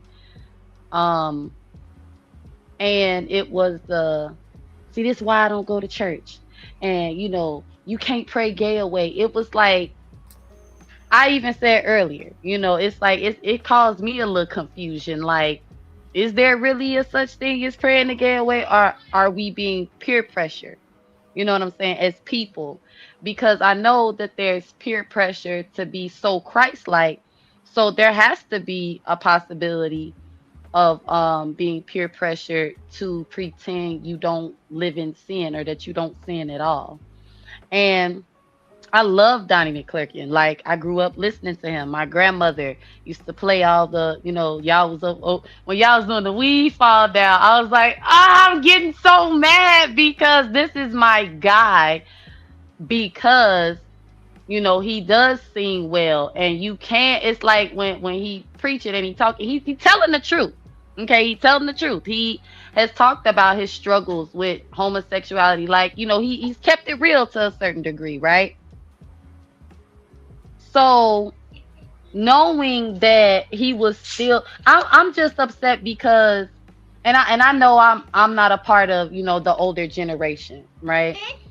But it's upsetting because I feel that if church was really what it's supposed to be, which is people coming together, to worship God, really, work on our spirits, like I said, lay our burdens on the altar and not be judged, and we all can like be all, you know what I'm saying, really like in the spirit together, really loving of one another and accepting of one another. I feel like he could have sang all he wanted. You know what I'm saying? He could have testified every other Sunday, okay? But would he have took on the title of pastor? Would he have took on the notion that he had been delivered if it wasn't for the people and the money? I have to hold him accountable and say, yes, you was getting paid. This is how you paid your bills. Because keep in mind, he was homeless at one point. Remember that story? If y'all, I don't know if y'all follow it, but I know this man's whole life. So my point is that because I love him as a brother in Christ, I'm upset because he's really hurting and struggling, to accept himself and have acceptance from other people. And, really was kind of robbed of the opportunity to really deal with his demons, and that's just how I feel. And it's just upsetting. It's disappointing. And it's like, man, like to me, that's not God, and when I say that's not God, what I'm saying is like, I'm so sick of the narrative of who God is, and it's like we have people who are leaders, who are supposed to wear that crown and, and they just don't be doing it right. So my feelings is just a little hurt. That's all. I'm not saying they have to. I'm not saying they, I idolize these people. What I'm saying is I really felt his pain and what he was going through. You know what I'm saying? And it's like, man, like, you could have just told us the truth. You know what I'm saying? I feel like gay men and I don't want to be a preacher. You know what I'm like? Let's just be honest. But y'all go ahead. Go ahead. So before I let Foxy speak, I want to ask you something. So your anger, you kind of explained about your anger, but what about the anger towards the other gentleman? I know you had some anger towards that situation. Can you please explain that? Because when I'm gonna say this, okay? I'm not the best person to talk about integrity or none of that. But if you was it just gives more room, man, for the narrative that, homosexuals are predators, okay? That they, man, listen. Because to me, him coming out with this email, that to me, that's also predatory, right? And it's also like, you was okay with doing the dirt when you were benefiting from it. So let's say, don't no real money come out the lawsuit, but gifts and cars and bills being paid. You know what I'm saying? Like you was okay with all of this. You was struggling and woo. But if it was anybody else, you would have told straight. Like if it was anybody else, the same Wednesday that he sent you the email. I mean, no, it was Thursday, right? That he sent you the email. It would have been, in all your friends and buddies' inboxes by Friday. Like, let's just keep it real. So I'm mad because you was okay with being his boyfriend because he talking about I'm lonely, I'm an old dirty man. It's like clearly, he wanted affection from a man and you was giving it to him, and then y'all got into it, and now you want to turn him into the predator because you need a couple dollars, And then now I learned, because Eve said he married, so it's like, what's up with that? So you really been delivered now, and you want to come tell all your, behind the scenes secrets so you can get a couple dollars. Like, I just don't respect it. I'm just being honest. I don't respect it. I don't like that part. And it gives room, to when people are really, violated, to say that, they just want money or attention, or to, tear somebody else down. Like it's not real. And I don't even want to say that much, but that's how I feel, y'all. I feel like this is all some BS. But yeah. So you think it's a money grab? Heck yeah, bro. Like, you trying to make me cuss. Yes. This is all a money grab. This is a money grab. It's secrets. Because I do believe what's done in the dark comes to the light. You know, like with all of us, right? But it also exposed. Listen, I'm not mad about. I am mad about that part because if it was okay for people to live in their truth, this would not be a problem. You understand what I'm saying? If it was, because honestly, I feel bad for both of them because they were going. Well, I'm gonna say the younger guy was going to the meeting looking for spiritual guidance, and he ended up in a relationship. That happens in heterosexual relationships in the church, right or wrong, y'all. So, to me, it's like none of that part is a surprise. The sadness that comes over me is they are struggling with the one sin in the Bible outside of adultery that they get shunned, they get treated funny, people, all this, oh, my kids can't be around that. Like, it be all this extra stuff that comes with that. So he was in pain and he, went looking for guidance from someone older who started crushing on him or whatever. Y'all know, like it's, I would feel that way if it was a man and a woman or a woman and an older woman and a younger man. Because at the end of the day, y'all say y'all were going through spiritual things. And if you've ever gone through spiritual warfare or whatever your vice is or was, that shit is no joke. You don't want nobody coming around you taking advantage, right? You know what I'm saying? You don't want nobody coming around pretending to, be there for you, but they really there for themselves. So, SBK, you're gonna make me cuss. I'm trying to be good. I'm trying to be good. Well, you can be, but you're expressing yourself. Right? Nobody's gonna judge you for expressing yourself. You got something you wanted to add on that, sis? No, I just wanted. I agree with what Ron was saying. I can't hear you. I can't hear you. Can you hear me now? Okay, yeah. I'm in the mic. You sound great. Thank you, sis. No, I was saying that earlier. Would this be? There is no difference. This is the same as if a heterosexual man was messing with a woman who came to him for help. You know what I'm saying? With whatever it was, and he was counseling her, and they ended up, being in a relationship. Did she come to him for a relationship? More than likely not. Depends, Right. But then it ends up that way. So, it's just more shunned in society because it's same sex. But both instances are wrong. Both instances, you should be shamed. Both instances, these people need to step down. You know what I'm saying? That part, E. I'm just saying. Foxy, what you got on it, sweetheart? I know you trying to cook. So what you got cooking for me, baby girl? What you got? Okay.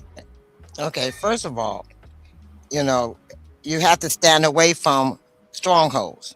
If that's a temptation and it's a strong temptation in your life, you should not be around it at all. You should go to, if you know that homosexuality is one of your strongholds, then you go around a heterosexual so they can guide you the right way. You don't go to somebody that's struggling themselves with the same condition. You have to let go of these strongholds. And yes, Vaughn, you can pray the strongholds away, but you have to repent. You can't go for somebody else to pray it out of you. You have to go and repent to God and ask him to give you the strength and the wisdom and the will to walk away from those strongholds. Strongholds are very strong. Everybody has a stronghold. Vaughn, your stronghold is cursing. You say it's hard for you to not curse. My stronghold is I still want to have sex, but right. I understand that that's one of my strongholds that I got to work on. Everybody has a stronghold, and I'm being transparent. I'm not going to sit up and lie and say, "Oh, I don't have any stronghold." Hey, But hey, I have Foxy, a Foxy, stronghold, you know, and Foxy, that's something that I'm Foxy, working on, you know, at my age. Foxy, Foxy. I'm gonna let you cook, but I gotta Yeah. interrupt you. That dress was a stronghold for me.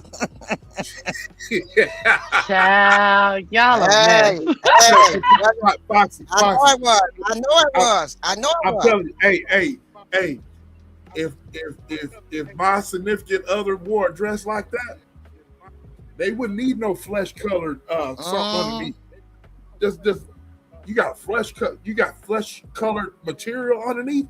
Take that flesh colored material off and wear that for me, not for the public. Wear that for me. Child. Wear that for me. And you would get banged out to the highest, degree. You would get banged out, especially if you're coming from the garden. You know what I'm saying? You can't mute his mic. You can't mute him. We trying to save souls up here. No, I'm just playing. I'm just playing. I'm just playing. Look, at that point in time, Miss Foxy, I'm just being honest with you. That stronghold, yeah, I'm but being honest. And I am a man that is celibate. I'm with you. I'm with you, Foxy. Look, my stronghold is that. So I go on mute. No, don't go on mute. I got questions, but go ahead. Go ahead, Foxy. but everybody has strongholds, and we all are man. We all men and we all women. We all have strongholds. We all have temptation things out here that tempt us from things that we know is right from wrong. Donnie McClurkin, he know better. He should know better. If you already know that you still haven't overcame it, you shouldn't go out here and try to help somebody else. Help yourself first. Make sure you are right before you go trying to help somebody else out. You already knew you were struggling, so he shouldn't have ever even tempted this young man to have him as his assistant, because and that young man, from what I can see of the picture, he was a very handsome young man. So that's going to be a temptation for you if that's the type of man you look at. Yeah, he's So you got to fine. be careful. Just like me, I had to learn. Certain men I look at tempt me real hard, and certain men don't. You know what I'm saying? So you have to, you have to judge yourself. And I try not to be around any real sexual looking men, because I know it's gonna be a temptation for me. So I have to, you know, kind of make sure I stay my distance and step back. But I you do know have you've been temptations searching out for here that will, someone. make you want to do.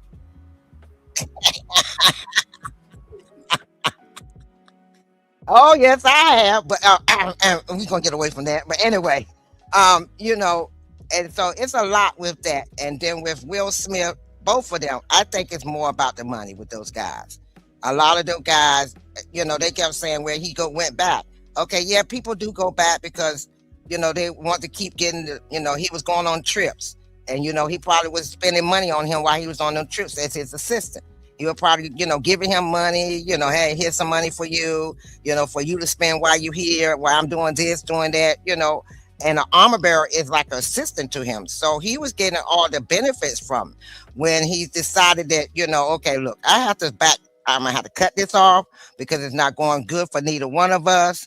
It's tempting me back to where I was trying to come away from. So I can't do it no more. And the young man got, his feelings hurt because his feelings was involved. So now I want money for it. So I'm gonna take you down because either work with me or I'm gonna take you down. And the same go with Will Smith. I'm and Tyler Perry. I think a lot of these are calling out when they can't benefit no more for those stars. They're not getting the benefits they were getting, money, trips, whatever else they was giving them. And now that they're not getting it anymore, I'm gonna take you down. Instead of just walking away with your head up high and say, okay, I'm done. It was what it was. I'm gonna just stay here and I'm gonna take you down because I still want some more of it. Or I done spent all my money and got no more money that you gave me, so I need some more money. So I'm a blackmail you because remember we did this and we did that. And a lot of people do it now, even with heterosexual.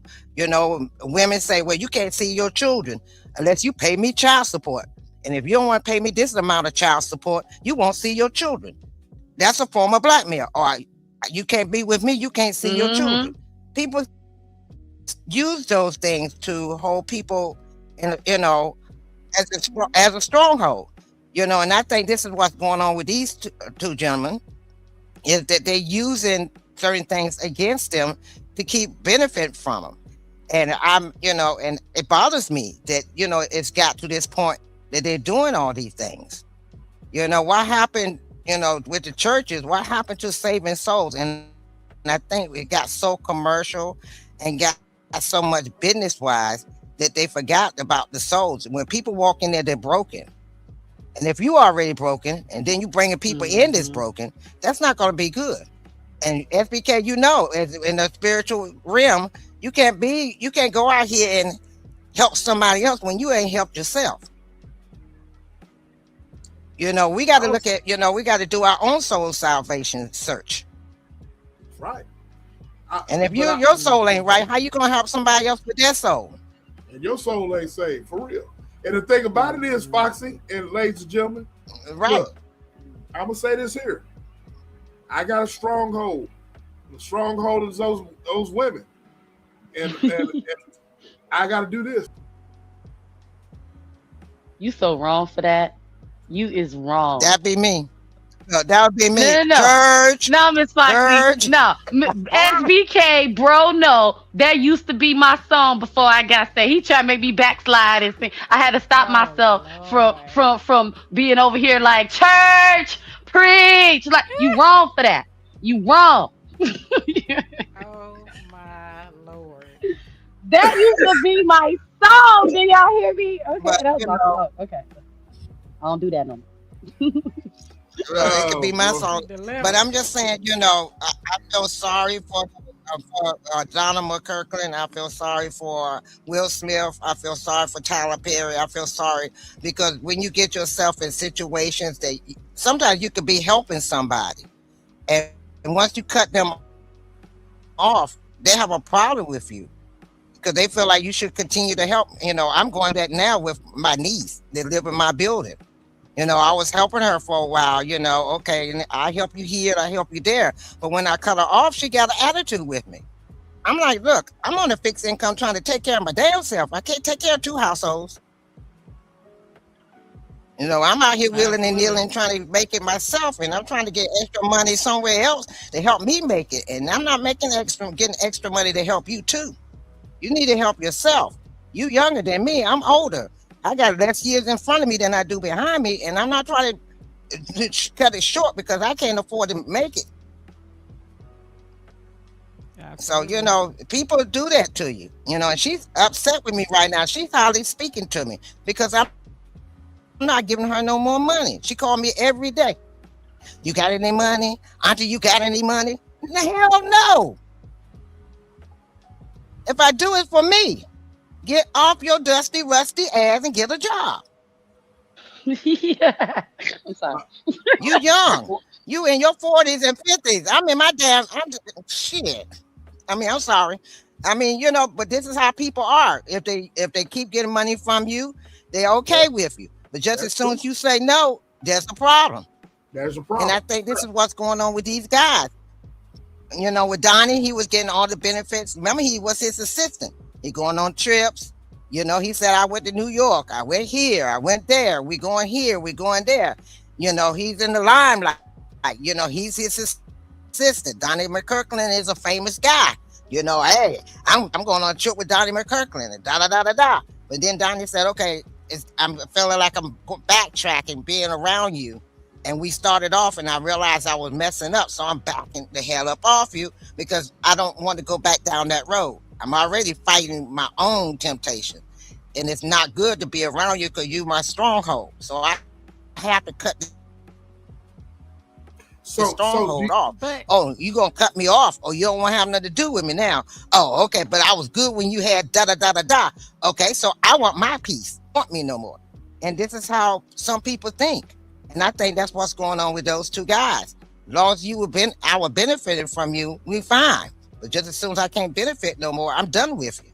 I'm gonna take you down and let everybody know what type of person you really are. So, But that's how I feel about it. I I'm had a a, young lady, there was a YouTuber. I was giving her all this information, but when I stopped dealing with her, she told me don't have nothing, don't contact her anymore, with anything because of that. So some people use you, and then when you cut them off from using you anymore, they get an attitude. So I that's want how I y'all, feel. That's how I cook with this. and I totally agree with how you feel. I want y'all to react. Nesto, shout out to Nesto's in the statement right here. I want y'all to react to this. She says, and this is something I kind of touched on, but she said, I have a problem when they complain about these men, but yet return to their homes to spend the night or go on trips with these men. They're willing participants, in my opinion. And that's what I kind of touched on. But then again, when someone makes a statement like that, and I've made statements like that, it's like, you get some pushback on that. What, now Vaughn touched on about the money grab. You know what I mean? We touched on the money grab. What do y'all think about that? You know what I mean? Nesto brought up a great point. It's a problem. She has a problem, which I do too, about these men. Talk about these men. They return to their homes and spend the night and go on trips with these men, and they are willing participants. I'm talking about the men. Now this is happening with women, but I want y'all's with women as well, but I want y'all's opinion about it. I gotta say this real quick because we missing a piece, and the lady said it. The recording that she played. He tried to leave Donnie McClurkin. He left, got a whole new job working for the airport, and Donnie McClurkin was chasing him. I don't believe that. I believe they was in a relationship. Okay, folks was trying to break up. Play breaking up. They was doing it at the airport too. Okay, I ain't trying to hear none of that. All right, I'm just not. If he can prove, wait, is SBK? Is SBK? He stopped. He stopped. SBK. He I think froze. he is. He froze. He froze. Yeah, he frozen. Come back. Come But back. I agree with you, Vaughn. I think that it was a So you feel relationship that there. they And lied? You feel that man lied? He wasn't yeah, trying. I'm gonna say Donnie this. McClurkin didn't try to come get him back. I'm gonna say this. no, E. I promise he's a you. willing I participant. promise you. Unless other men, okay, come out, all right, and say that they experienced this behavior, I need, or I'm gonna even go as far as to say a witness, people that work with them, because he claimed he went to the staff of the church, okay, and He nobody did. listened to him, nobody He believed. did. I want witnesses, okay. I ain't gonna say other victims. I've been screaming other victims all night, but I need some of all of that to believe, okay, that they wasn't, oh, I'm done with you, and Donnie showed up, baby, I'm begging, baby, I need, because that's what I believe. I believe they was in a relationship. Yeah, he tried to break up with him, because I'm gonna say this. I'm not gonna say that. He probably, was feeling guilty, about, going to pray away the gay sessions, and then, they doing it in the hotel. Okay. And he probably was like, man, I don't want to do this no more. And Donnie probably showed up like, please don't leave me. Okay. Don't leave me out here lonely in this world. You know how men do. Okay. All right. So I'm going to need him to prove it. And I'm not just saying that because this is Donnie McClurkin. It's like, he had a lot of details. This was 6 years. You didn't go to the police. You didn't tell your mama. You didn't tell your friends. Somebody in the church wasn't covering up, or telling you to hush. Because when people come out with this stuff, other witnesses and other people do come out too, right or wrong. True. They be like, yeah, it's true. So yeah, I'm gonna need some more evidence. Me too. I'm with you, Vaughn, on this. I need some more evidence. It's just your word against his. I need a little more. If he did it with you, how many other people have he not done it with? So I need those witnesses. I hear y'all. I can respect that. I can definitely respect that. They saying the check stopped clearing. He said the check stopped. Jen J said, was there a police report? Was there a Was police there? report? No. I didn't hear. No. I didn't hear about a police report when the lawyer chick read the doc. I didn't hear that part. I did hear that he told other people at church and nobody said anything. That I was listening. Girl, listening. Right. My stomach was turning. I got nauseous. I got mad. I think I cried a little bit. It was like, what is going on? Like what? Oh my God. Okay. SBK said his internet going in and out, y'all. It's going in and out. He's trying to get back on here. Jen J You know, said, it just seemed like every time I turn around, oh, he back? no, his internet going in and out. He's trying to get back in here. He's trying to get back in because there's a storm where he is. It's Oh, for storming. real? Oh, okay. Yeah, it's storming. Jen J said to the parents out there, can you cut the bull skit? I don't want to hear you want to go. I don't want to hear you want to go to the church receptionist or that you spoke with the principal. Call the police. Facts. Call the police. Make a report. Make a report, y'all. Then she said, the real Brown Family Chronicles said, I have that energy regardless. The only problem I have with Tyler, Donnie, and Will is they don't live their truth outward and leave God alone until they are ready to truly repent. That part. I like that. And I like that. the real Brown, I agree with you, and I agree with you wholeheartedly. That's why I said that's a stronghold for him. So you know you got to deal with your own soul salvation before you go out here trying to save other souls. Your soul is not saved. How you gonna save other people's souls? I'm gonna say I agree. No. I agree with I agree with Nesto to a certain degree. Don't touch the pulpit if you still going through, like for real. And I'm not just saying that. I mean that because heavy is the head that wears the crown. So if you're not willing to really give your life and your soul, your commitment to God, and truly lead by example for others who are lost like you once were, don't you step foot in that pulpit. I ain't gonna say leave God alone because ain't none of us perfect, but right. Don't do this. That's what I'm saying. Don't do this because it causes confusion, y'all. Y'all don't understand what I've been going through. Like this is my problem. But like I said, it is a problem for me because like the guy, I don't know if you watched my whole live, but there was this guy that was like, you are like the face of I've been delivered, like the real face, not the other dude. You know what I'm saying? You wrote a whole book. People was coming to you for help. That's devastating. Right. It's like, and it's also devastating because like I said, he couldn't have, preached the word and lived that lifestyle. And I'm not saying that we should be able to live in our sin and preach. What I'm saying is like, we got to read I read what the Bible say about preachers and teachers. They got to really do that. Like for real. That's why I'm like, no, don't call me none of that. Cause I'm not doing none of that. You know what I'm saying? So It's like, that's real. It's serious. It's nothing to play with. And when you take advantage of that and you profit from it, financially, monetarily, like bro was saying, people respect you. It's devastating. It really is.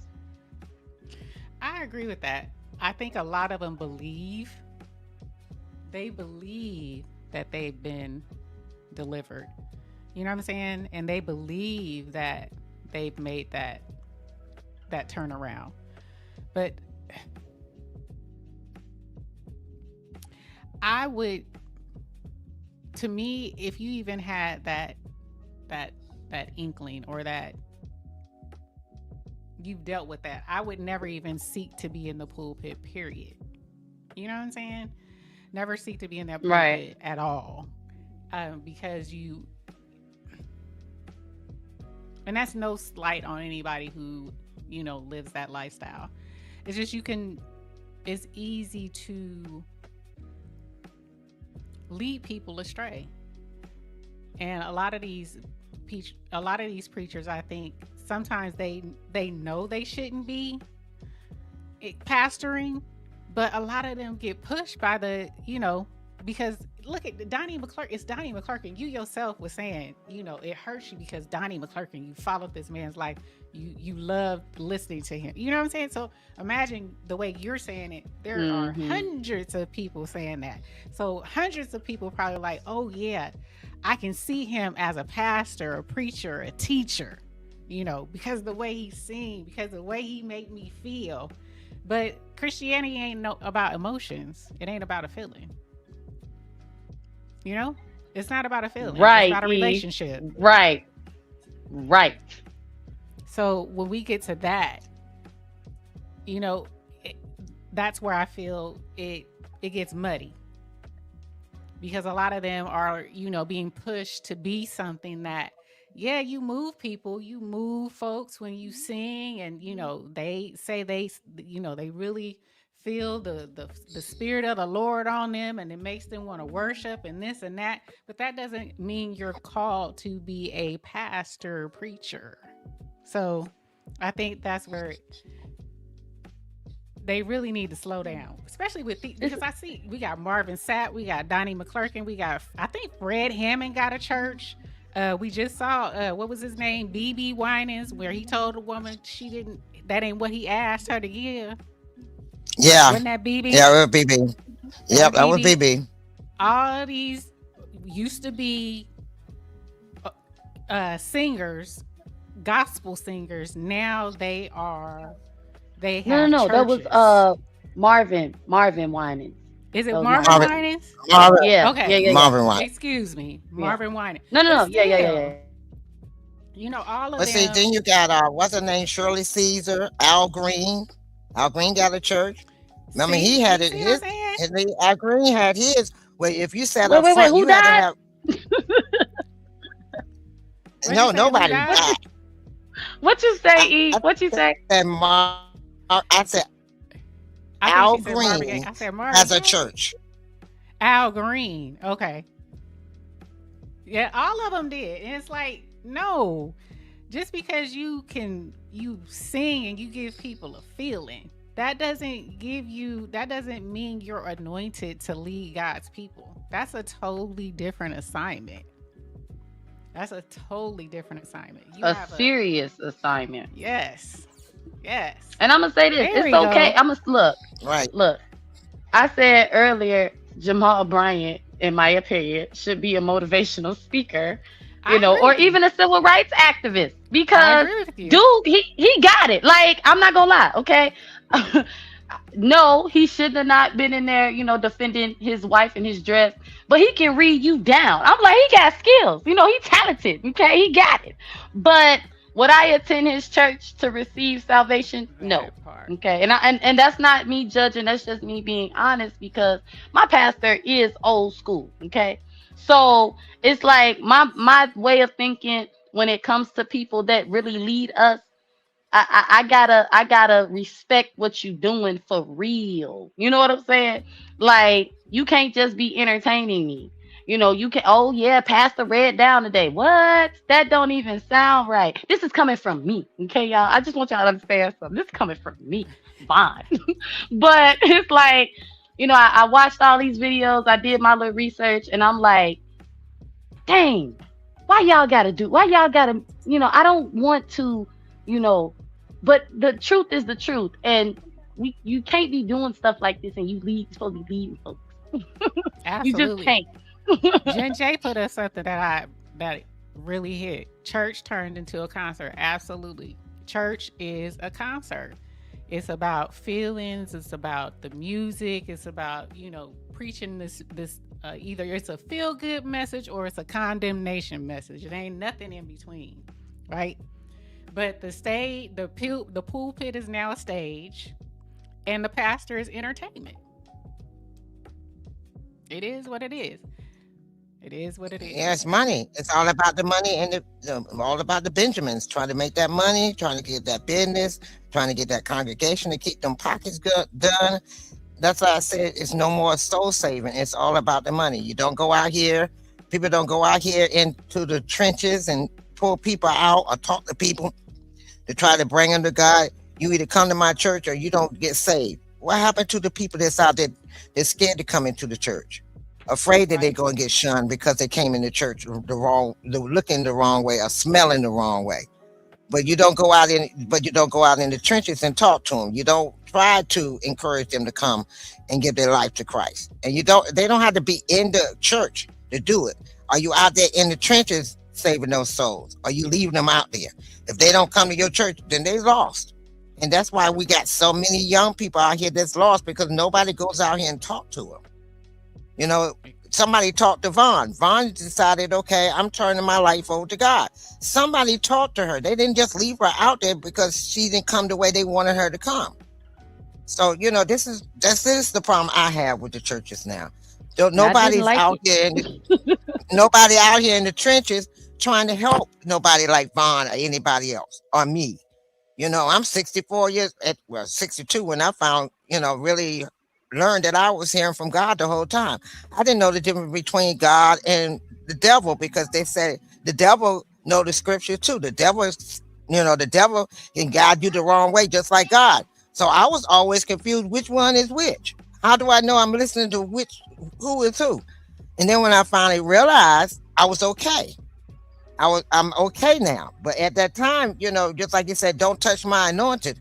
Okay, you got some anointed out here, so-called anointed people. They will cuss you out and stab you at the same breath, and then walk back out. Yeah, I'm saved your soul.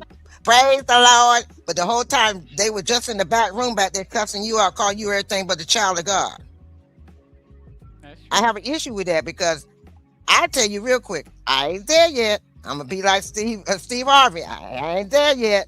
So don't keep pushing that button, because then you're gonna bring out Roxy. Roxy ain't no nice person, and I had to walk away from the church because girlfriend was about to make me mollywop her butt. I don't give a shit if you was an elder or not. I'm gonna mollywop your ass. Don't come to me and disrespect me like I'm a child. Oh, so I had to, right now. I'm being honest. I had to walk away.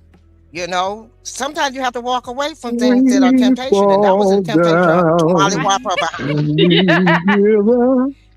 We fall down, and we get up. That's Pastor. So she was gonna fall down and stay down. SBK, she was gonna fall down and stay down if it left up to me. Get down or lay down. Get down or lay down. Wait, Jen J said, I'm being transparent. Is a good example of a pastor that lives the word. You the pastor now. Pastor SBK? Pastor? No, she talking about my brother. She talking about my brother. Elder Michael. Oh, SBK. Yeah, Elder Michael. SBK Gullers are good. Duh. Yeah, he's a true pastor though. He is. I agree, y'all. I agree. SB, is it storming out there right now? It's bad here.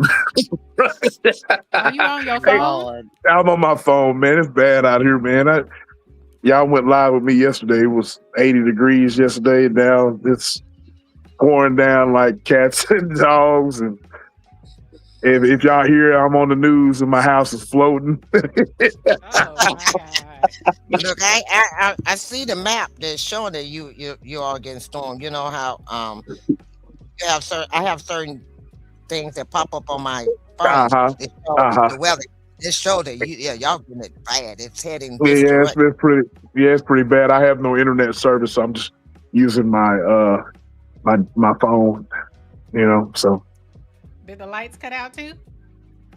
No, the lights hadn't cut out, but just my internet and my internet is out. So the lights flickered a little bit. So, but we're still ticking with the lights though. Oh my God. Oh my God. But Okay, do you have it? we fall down I'm leaving. and I'm we leaving. get up. We fall down That's and okay. we get up. Oh, sorry. You know what? The next time I'm going through, I'm gonna skip right past this song because I'm gonna remember this moment right here. You're gonna skip past this song. Look, you're gonna skip past this song and you're gonna be like, church. She wanna. I say church. You are horrible. You are horrible. Oh my God, y'all are funny. You two are. But look, funny. I want to say shout out to look. I want to say shout out to Jamal Bryant. I want to shout out to his wife. You know what I'm saying? If you want to put your wife out there, bruh. If you want to put your wife out there, you know what I mean? You put her out there in front of somebody like me. You know what I mean? Oh, I'm the one that bought the dress. What is her? Miss Alice. You put her in front of me then. You put her in front of me and the old SBK. You won't be no wind sucking preacher then. You know what I'm saying? Because I'm gonna have your woman wind sucking. You know what I'm saying? So Alice, you want Miss Alice, we need prayer right now. Right now. I'm just saying. You know what I mean? So shout out to that dress. You want to put your wife out there, bruh? You know what I mean? You want to put your wife out there, bruh? You want to put your wife out there, bruh? So I got you. You know what I'm saying? But you know, but the old. Lord have mercy. And then this fool gonna say, shake it fast. Watch yourself. You know what? You shake it fast in front of me. And see, you shake it fast. Have her shake it in front of me and see if you go home with your wife there, bruh. You know what I mean? That's what I'm on. That's what I'm. Lord, Miss Alice, well, you know, I'm not. I'm just telling you. Have mercy. Wait.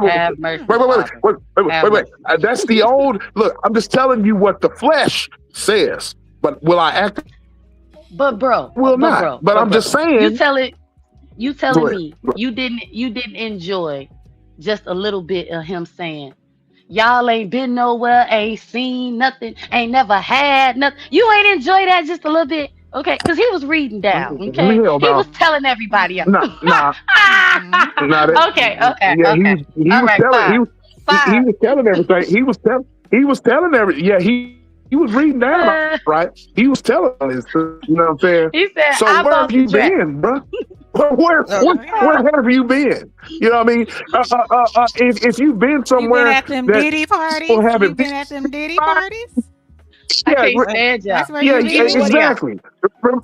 Remind me and my loved ones not to go where you've been there, bro. Okay.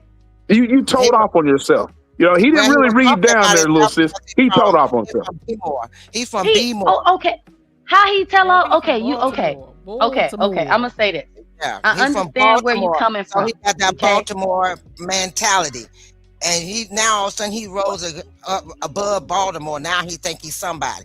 Bro, you from the okay. You out there and Lincoln like everybody else. Now all of a sudden you above everybody. Sit your ass down. So my observation of him being flashy, and stunting on everybody. Okay, let me ask y'all this. Do y'all see them in the comments on Instagram? Okay. Because they be in the comments talking back and forth to each other. And I'm like, yo, this is like unreal. Like, y'all, I was Jamal and his wife. I'm sorry, Pastor Jamal and co-pastor, Carrie. All right. Jamal. So they said it right. Listen. You said it right. Listen. Yeah, they was in the comments like this. Okay. So she had on the reflective jacket outfit, right, for her sermon. And he came in the comments like, you the finest contractor construction worker I'd never seen. And she said, I'm on my way home with it right now. I said, these is church folks. I'm like, okay, listen, I'm gonna tell y'all what I told somebody earlier. I said, it's like watching the ghetto, the hood auntie and uncle, hustle up they way to, make money off the church. Honest, like that's really how, like they so hood, y'all. They are ghetto. I told you they from Baltimore. What you think? She not from Baltimore. She from Atlanta. No, he is from Baltimore. So he, Y'all, they and are Atlanta got some ghetto. the hood, and Atlanta got some hood rats too. So let's not. Yeah, I know I was a hood rat at one time, so I ain't gonna sit back and test a lie. You was a hood rat, Miss Foxy. Hell yeah, I was a hood rat. I ain't gonna sit back and test a lie. I told y'all I'm transparent. Look, I'm trying to go to heaven, and look, I ain't leaving none of them skeletons in my closet. Lord have mercy. All I'm gonna say is, y'all. I think they fake. You don't think that's a little fake? Okay, E. Now this is just my observation. Lord, okay, listen. Lord, forgive me, okay? Because honestly, y'all, I don't like having these conversations. But listen, okay. So I noticed that before.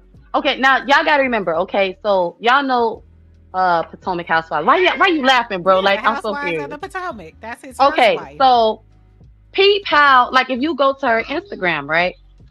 Peep how before she got with him, her hair was black. Okay. And right after she popped out with the blonde, the Beyonce hair, it was, she's, they announced their engagement. I promise y'all the timeline is right there. Mm-hmm. And next thing you know, okay, she's like all over social media. Don't get me wrong, y'all. I love to see a woman love her on herself, flex, stunt. But and keep in mind, I didn't even know that she was a co-pastor. Okay, so somebody had to tell me that, because I'm like, she a first lady, the dress ain't that big of a deal. And it was like, no, like, nah, Vaughn, like, she's like a pastor. So I'm like, oh, wait a minute, hold up, you know what I'm saying? So I'm watching their lives. 2 different wives, right? What's 2 different wives? That because his first wife was on the Real Housewives of the Potomac. No, that's what I'm trying to say. E, you're not listening. So I when thought you was talking about the second one. Okay. So Giselle. Okay, I'm making reference to Giselle and her hair color, and also how they look a lot alike. Yes. But if you go on Carrie's Instagram, you will see that when she was single and living her best life, she didn't post a lot. Now, I'm not saying that it's not okay for her to accept her celebrity status of being married to a celebrity pastor. I'm not saying that. I'm saying y'all need to pay attention to what I saw. Okay. So she was she was rarely posted, real private, real to herself. And then she started, she graduated, she got her degree or whatever, to be, I want to say that's when she became the co-pastor, with her doctorate and all of that, right? So next thing you know, she pop out. I promise y'all, that's how the video pops up. She pops out and she's showing her new hair. Because remember, her hair was black. But now it's Beyonce blonde. Okay, Giselle blonde. Then, when you follow the timeline, it's like, oh, she's accepted to be my wife. And now she's everywhere all the time, being a celebrity. Do you understand what I'm saying? So I was reading some of the comments and I'm like, man, I hate that they coming at her like that, because some of y'all are haters. But a lot of y'all have a point of that she's really not being a pastor, but more of a celebrity. And I like celebrity. Even be together though, celebrity. But no, I agree with you, E, 1,000%. That's the problem. I agree. That's the problem. Okay. Now, all of this flashy stuff that they do and stuff, it's like I don't like the word worldly. So I like to use, I'm gonna use flashy, okay? Because hood people we real flashy, okay? So all this flashy and all of this, it leads believers to feel like God isn't blessing them financially and monetary. Even his sermons are like motivational speeches. It's like, believe in yourself, don't give up on you. It's like, why you not saying, when you feeling down, you want to give up, go to God. You know what I'm saying? Like, he not saying none of that. And neither is she. Neither one of them. It's motivational speeches. But I'm going to back it up and say, I feel like she got more of a calling on her life than he do. Lord, forgive me, but I'm just telling the truth. Y'all can't hear me no more? Dang. No, he was on. I was saying SBK, he was talking while you were saying something.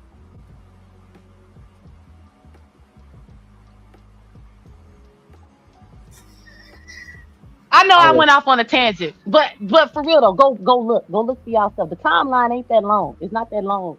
I don't have to do that much research. sis, little sis, do y'all see what Al said? Yes. Let me tell you something. You know, dude that does. Let me tell you something. He walks up to the camera. Let me tell you something. Well, I forget that dude's name. He runs up to the top. Let me tell you something. Look. You talking about the cereal dude? Yeah. Yeah. Bro, you wrong, man. Since I can't stand you. Look, I'm just speaking. I'm in. Excuse me. I'm telling you something that men don't admit to, but I'm going to admit to it. Look, she can have all of that motivational stuff or whatever, but all of that, when you get a dude that spits the right game, has the right smile, comes around the right time or whatever, because let's just be honest, Jamal, where everybody go, Jamal is kind of suspect, bro. He acts suspect. What? You know what I mean? He acts suspect, and so at the end of the day, y'all know I'm telling the truth. At the end of the day, Foxy, you know I'm telling the truth. At the end of the day, ain't no woman, you know, you might take the suspect guy for a little bit or whatever, you know he's suspect or whatever, but at the end of the day, ain't no woman like that. A woman wants a man to put it down on me, put it down on me. Hell yeah. Oh, I mean, sorry. I'm just saying, you know what I mean? So you wear a dress around me, my peer, I'm listening to you. You wear a dress around me, you're gonna get banged out. That, you know, my significant other wears a dress like that, and I don't give a damn what your husband is saying. In the garden. I brought the dress. She's my wife. Look, she ain't gonna be your wife. I'm done. She ain't gonna be your wife tonight. SBK. That is a married woman. You gotta stop. So you She was out there. Look, she was out there walking around like a thought. Oh my goodness. Oh, okay. Wait. Pause, everybody. Okay. I hear what bro is saying. I understand. The flesh is loud, bro. It's loud. Okay. Very, very loud. But okay. Hey, if you go back, they walk like a thought, act like a thought, they're a thought. Okay, I'm you know what Chris Brown listen. said? You can't trust thoughts. I'm done. See, listen. Before I did my research, okay, I was all ready to defend her, okay? And somebody, I'm not gonna say who that's in the chat, they know I ain't lying. I was all trying to defend, okay? But listen, if you go back to last year, okay, was this last year? Not 2025 last year, but 2024 last year. She wore a similar dress that is black, okay, where her shoulders are out and her cleavage is showing. Because my argument at first, okay, was she's a first lady, but it's like, no, Vaughn, this woman is a co-pastor, okay, she's a woman of the cloth, you know, no. So now that I have done my research of looking at her Instagram, bro, that's who she is. I'm gonna say this. That's who she is. Now, wait, bro, listen.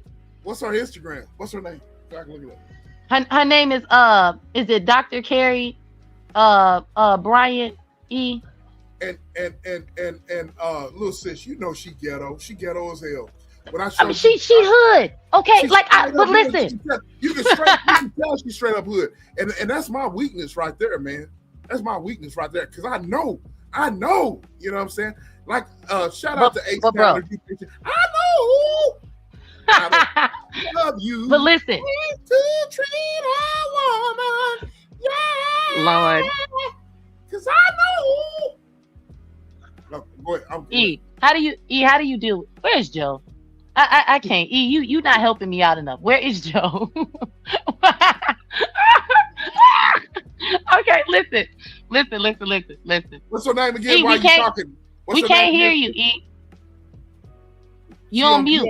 You on mute. What was her name again, little sis? I think it's Dr. Carrie Bryan because she has a doctorate. Ghetto little sis, because the way you remember that clip? You weren't in the chat Wednesday when she played that. Somebody tell E we can't hear her because she's still trying to talk and we can't hear. There you go. I keep coming off mute and it keep putting me back on freaking mute. It's Ms. Carrie Baby. What? Oh, E, I don't like you. Cause I gave her Dr. Carrie Bryant. I'm all wrong over here. And what's her name? She says that she's Dr. Carrie Bryant, but her tag is Ms. Carrie Baby. I'm screaming because the research I did. You do know that Tasha K, the GOAT, my girl, caught them a while back before they was supposed to be together. No. And yet she caught them at night on the under, holding hands. Oh no. On a date, on the late night in the ATL. Before she was Ms. Bryant. Let me ask you this. Are you one of them people that think he was messing around with her when he was married to Giselle? Absolutely. He had two Girl, side. I talked Did to you not go listen. My dissertation. This man had 2 side babies on his first wife. No. I know that.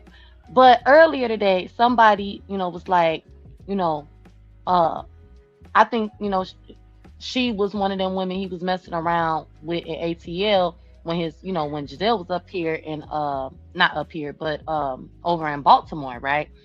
And I'm like, yeah, she got caught. Nah, no, wait. It's just look, I was like, nah, I don't think that. So you mean it? Wow. Okay, now check it. I want y'all to check some now. I watched them get married, right? Because once again, I was just watching, Instagram, watching their Instagram. The whole time the pastor was giving, by the way, R.C. Blakes, I love him. He was marrying them, right? And the whole time he was doing the vows. He left again. I'm sick of y'all technical difficulties. Okay, like Can we get it together? But wait, you check it. Did you notice that while they were doing their please stand by. But did you notice that while they were doing their vows, he was doing the humping? He was doing the humping. He was doing the humping motion.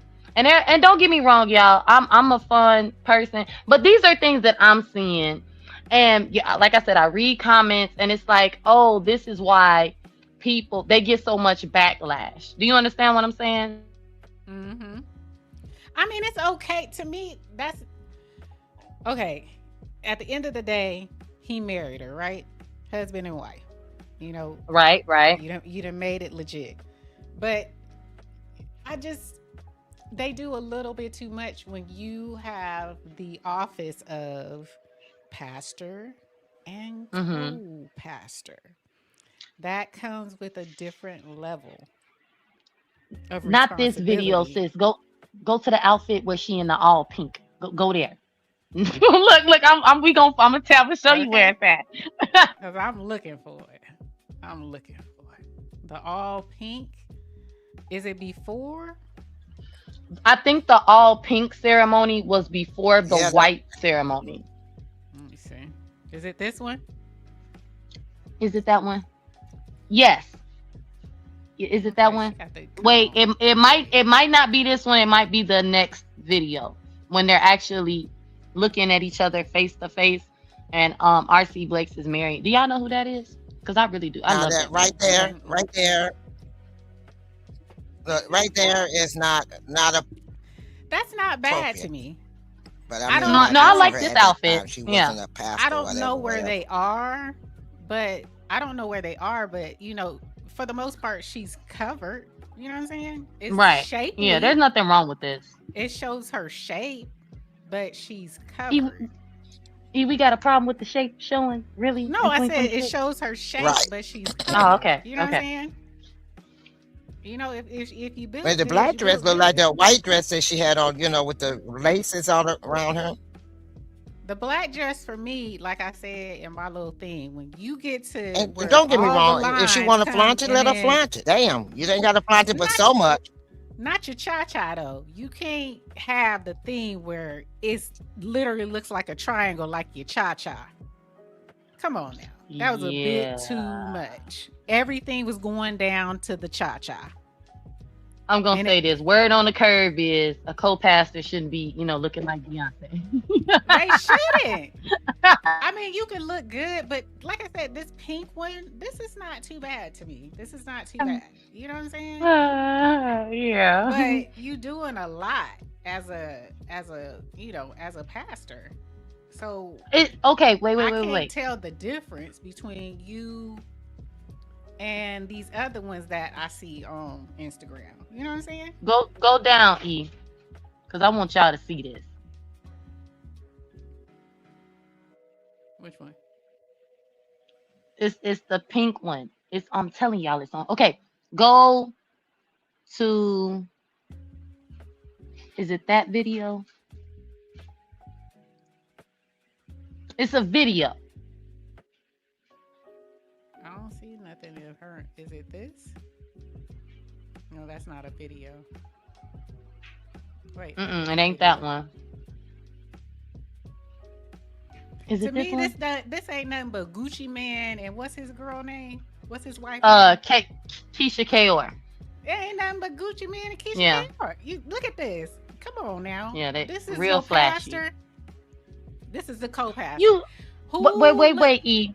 I don't see nothing wrong with this. She covered, okay? It's stylish. That's all right. That's There's nothing wrong with that. It's too much. I disagree. That's too much. What is the difference between Gucci Man wife? Gucci Man wife, where that? But okay, I'm gonna say this. What's wrong? You know what? I'm not even gonna ask the question. See, this is why I didn't want to do this, because I'm going into defense mode. Okay, because as women, we should be able to wear whatever we want to wear. No, you should not. I'm not doing this with y'all. Okay. If you want to be for the world, then absolutely you can. If you for the world, absolutely. But she not this. Come on now. Come on. This ain't the black dress I was talking about, but I saw this dress. And I was like, oh, and once again, damn. It's flashy. It ain't for her. It's flashy. Look, Miss Bossy said, damn. If y'all right there as pastor and first lady, that's a little too provocative. I'm sorry, that's a little too. But the dress is bad, guys. Don't get me wrong. The dress is stunning. But damn. If they off, I'ma just say this. On vacation somewhere else, maybe a private island. Island. You know what? Like a private little, but you don't want to, not to where you putting yourself out there as pastor and co-pastor, and this is how y'all. What is the difference between her and him and the brothers that's in the hip hop community? How they appear? What's the difference? Don't defend Vaughn. Don't defend Vaughn. Listen. What you gonna defend? What's the difference? No. What's the difference? Okay. See, that's the problem. Why is it that, you know what? I'm not doing this. I am not going to get on this panel and act like I don't know no better. But I want to defend them so bad. I want to defend them so bad. I'm not saying they're cute. I'm not saying that they're not a cute couple. Cute couple. They got the swag. I'm not saying anything, but keep it that either you in the world or you not in the world. You know what I'm saying? And again, and that's what and I'm gonna be honest. That right there, I don't like all that. Oh, you worldly. Like what does it say that? Like for real though, is the word worldly in the Bible? No, it is, because it does. The Bible does tell us not to be of the world, right? in this world, right? not of this world. Yep. Okay, so what are we supposed to do in our flesh while we here then? Because it's like I feel like they're married. No, hear me out, E. Because I feel like because that's his wife, right, and that's her husband, and they. Oh, I don't want to defend them because I had other stuff I want to say, and then I'm gonna be up here double talking. So what I'm just gonna do is listen. But listen, E. He likes this. He likes the attention. Okay, and so does she. They like it, right?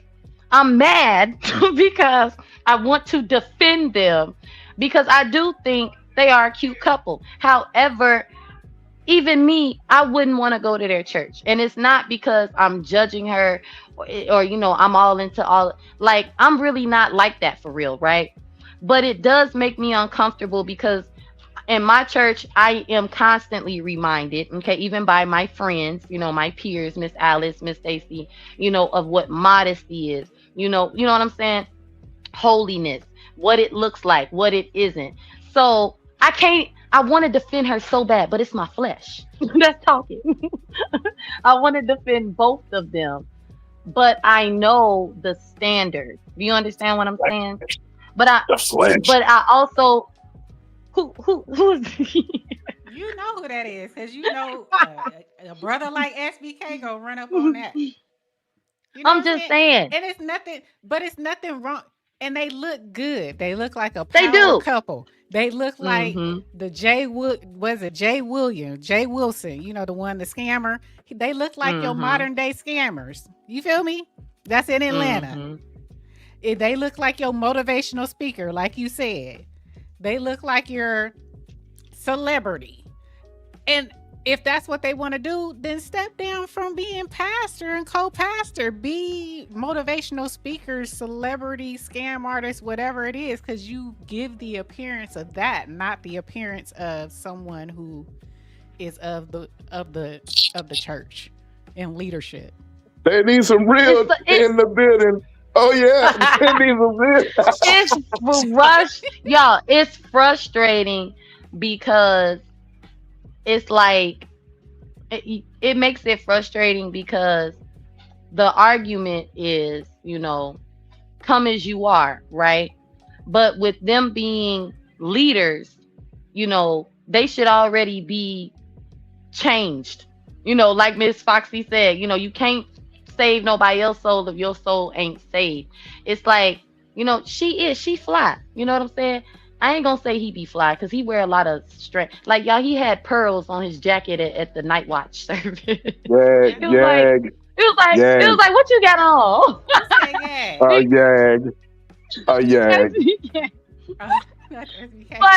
it's like, but look, I'm gonna just say this. I'm learning, E. I'm learning and I'm fighting, the want to defend them and their unrighteousness. You know what I'm saying? Because I know that this is not righteous. I'm fighting to look at it. Wait, hold on. We finna judge real quick. Hold on. Okay, go ahead. Hold on. Let me put somebody else up. Hold on. Hold that thought. Boy, there's some real in the building. Oh yeah. we looking at this one, right? So that's Pastor Jamal Bryan and his wife, right? Okay, let me take this one down. Let me take this one down. Let me get the other one. And you tell me, is there a freaking difference?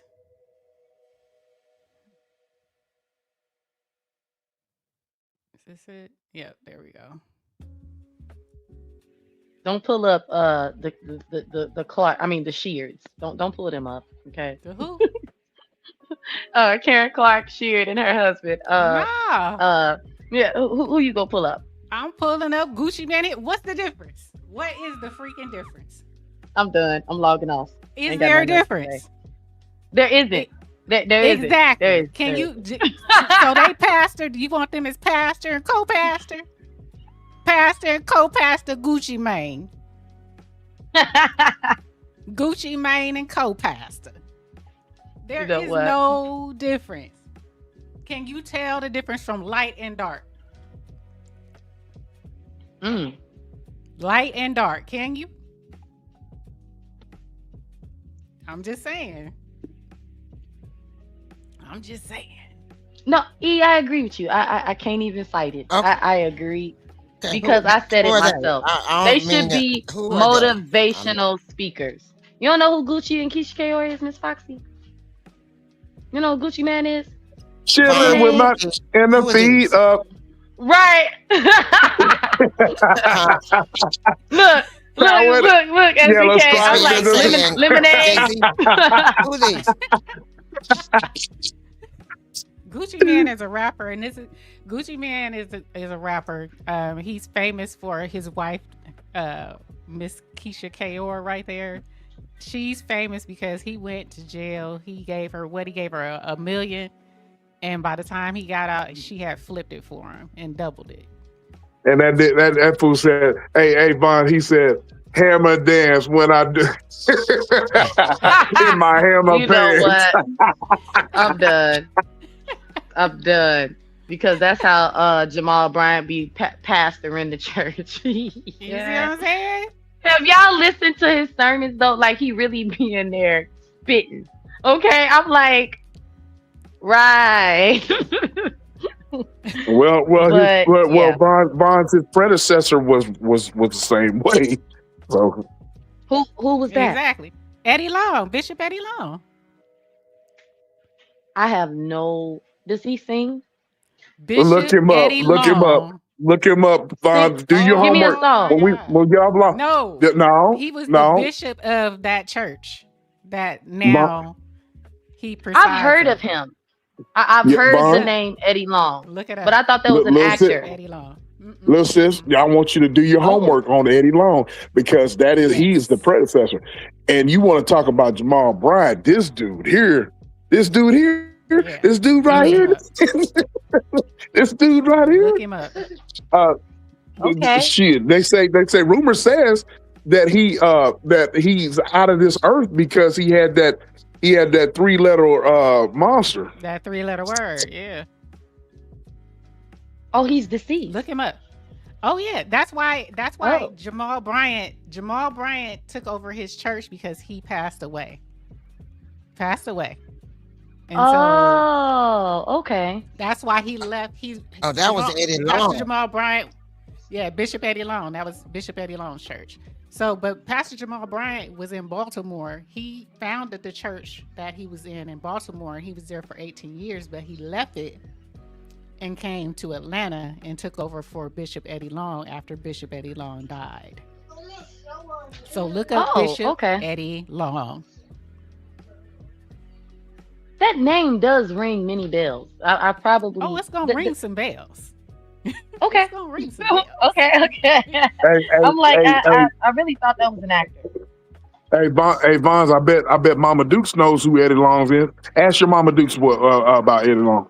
Who Eddie Long? Okay, because I'm over here like I got question marks all around my head. Eddie Long was around. Eddie Long was around with Benny Hinn, and he's up there, man. With Creflo, he's up there, man. Yep, he's up there with what's the other one? The oh my God, that has all the airplanes. Airplane. Kenneth Copeland. Kenneth Copeland. So the Kenneth Copeland.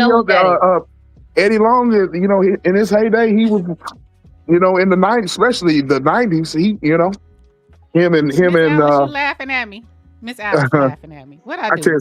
I can't see the. Oh, Alice is tripping out. Yeah, I used to watch. Yeah, I know. Now, Jamal got competition. He trying to fight because what's the new church in Atlanta? What is that? 19. What is it called? 1920. Oh, I'm 20 something. 20. I know what you're talking about. Yeah. I know what you're talking about. Believe me. That's the new. That's the new. Yeah. I forgot what they call it. It's got numbers. I'm a hush. I'm gonna be quiet. I'm gonna be real. Yeah. Quiet. They all be jockeying for position, so I have many opinions, y'all. Many that I said I wasn't supposed to talk about this in the public. I can't never just do nothing, right? I'm gonna be. We gonna skip past that. We gonna act like we did just talk about No, but I Okay, but respect listen. what you're saying about her because you young, you come from a different school of thought, and we are a lot older. We come from a different school of thought, but I hope you got what I was saying. You cannot see the difference. So you supposed to be No, light and I dark get is it. supposed to be different. Yeah, No, I That's get all. it. yeah, And yeah, Alice. when I Alice, Eddie Long used to wear those tight shirts to show off his guns. Yep. Yep. child, I'm Yep. hollering. Listen, I get it, E. And when Miss Foxy said like, oh, they didn't leave Vaughn, that's true. I am surrounded around a bunch of, I call y'all grown folks, and I know that when I be, it's my spirit that know right, but my flesh be over here like, woo woo woo woo woo woo, because you know, I guess you could say I'm still a little flashy. And and like I said, I really do feel that as women we should be able to wear what we want. Okay, however, because I feel like you can be all modest, okay, and people, come on, y'all, okay, the pastors was preaching right back in the day, and they had other families. The first ladies was quiet, didn't What say was nothing, it? and she had a whole boyfriend. So my all I feel is just because you dress a certain type of way don't mean you out there. That's just how I feel, okay. However, Totally okay, get you. when it comes to the church, and I'm actually surprised that I feel that way, that I would not want my aunt, who's the first lady, and my pastor, my uncle, to be doing all this, because to me it's giving, Beyonce, Jay-Z, you know what I'm saying, Sierra and her husband, power couples, it couples, celebrity. It's not really giving God. You know what I'm saying? Mhm. And I'm not saying that God looks like anything, but that's just how I like my church. Okay. Like for me, you know, it gives me I something to got you. strive for. You know what I'm saying? I got you. I got you. I got you. That's all. It is what it is. All I'm saying, We'll all leave I'm it at saying is, all I'm saying is, I don't see nothing wrong with it in the privacy of your own home. correct. Do you mind if I script for you? That's okay, bro. Bro. I Bro. don't even mind the pictures, but they gotta wear it a different way. Well, They gotta be a different way. no, I gotta say this. When I first saw the dress, honest to God, y'all, I was like, "Is that see-through? Is she showing her nips?" And then I said, "Oh Lord, it's Pastor Jamal's wife, and it's Pastor Jamal next to her." It was like I knew it was gonna be a problem.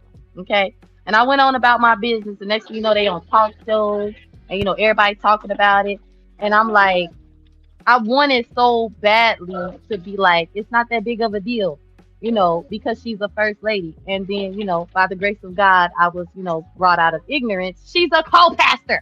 Okay. So it's like, oh, that makes it worse now. But Now, Vaughn, Vaughn, I knew she was ghetto whenever they did an interview, and we played it Wednesday. They said, "There's more to me. I'm very educated." Blah blah blah. I'm like, oh man, she's hood. She's straight hood. Come here. I can't Come stand here. you. I can't Let's stand I can't stand let's you. pull this table out and slap some dominoes. Play some dominoes. You know what? I can't. This is giving me PTSD because do you watch Married to Medicine? You watch Married to Medicine? But I know what you're talking about. I know who you're talking about. Okay. Toya told Eugene, "I hate that you don't like to play spades." And it's like, really, Toya? Why would you say that on that? And honestly, y'all, I love me some Toya, okay? But she been doing a lot. And when she called Eugene out for not playing spades, it's like you just pretty much told the whole world that you hate. The reason that why you come at your husband the way you come at him is because he ain't ghetto enough for you. And that's all everybody been saying. You know what I'm saying? So SBK over here talking about dominoes. It's like, this is the problem. I'm telling you, but I'm telling you, I'm telling the truth. She gives off those vibes. When she did that interview, she said, "There's more layers to me. I'm educated."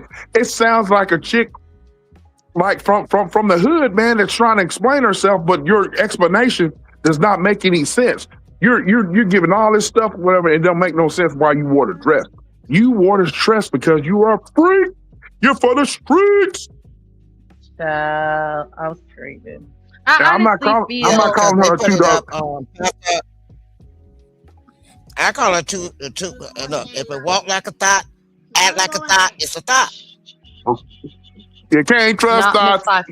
Listen, I feel that this is the orchestration of Jamal. Okay, he said, you know, narcissism is a fancy word for selfish, and since he bought the dress and he proud of his wife in the dress, I believe he knew it was gonna come with that type of attention because of his history, because of his reputation. And I have to talk about this. I didn't like him, okay, when I heard him say, you know, when she preached, okay, the spirit moves him and he aroused. I don't get it, okay? My husband said he understands what he's talking about. I really don't get it. It's like I can kind of understand it, but that's what made me not like him. It was like, that's weird, because he said it in church in front of everybody, right? And I just thought it was weird. It was like, you know, I got to side eye him. But I feel like he likes, that's what he said. Go. You want me to send you the clip? Because it's like, like he's very sexual. And I'm not just. Yes, he did say that. Yeah, so he did say that. I feel you remember that, Miss Foxy? It's like, yo, you know, Pastor Jamal is something that I ain't never seen for real. I didn't see him on TV. I didn't heard about him from back in the day. You know what I'm saying? Rumors around the corner, you know, from the neighborhood. But I've never actually seen it. So it's like this man, you know, is very sexual. Yes, he's talking to his wife. I'm okay with that. But to me, I don't understand. Babe, you stupid. I feel like this is his orchestration. He bought the dress because he wanted the attention. He wanted to call. We was watch night. Well, I was at my watch night at my church, okay, where we was being holy, okay. But it's watch night service, okay. It was my first watch night, by the way, y'all. And that's what you chose to talk about. Okay. All right. So it's like, nah, fam, you tripping. I'm gonna find a clip for you though. Hold on, I'll be right back. Because I want y'all to hear Hi, Minion, with the opinion. Welcome to the fold. Hi, Minion. Oh my God. Who? Shout out to you, Minion. I was going to shout you out, but I got too excited talking about the dress. Shout out to Off the Record. Yeah, that's Minion. Yeah, he's a part of the Off the Record crew with Foxy. Okay. I said what I said. Minion, you got to forgive me, bro. Shout out to you. You got to forgive me, but that dress gets me all excited and everything. And you know, talking about these women or whatever that got an edge about them. And as sis knows that my stumbling block, Miss Foxy, my stumbling block is women who have an edge. And that woman, you can tell she has an edge. You know what I'm saying? Come here. Let's play some spades. Come here. Let's play some dominoes. Come here. Come here. You don't need the flesh. He's very flesh up. I'm quite sure he been her over the couch quite frequently. But he ain't like tell everybody. He ain't. But see, I think that the question is, Bonds and y'all. He must like. Does you think he likes letting men lust over his wife? You know what I mean? He happy with that? I wouldn't be.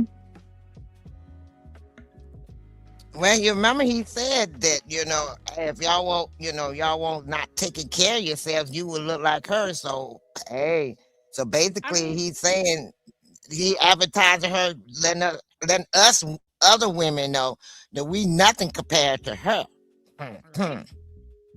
Uh-oh.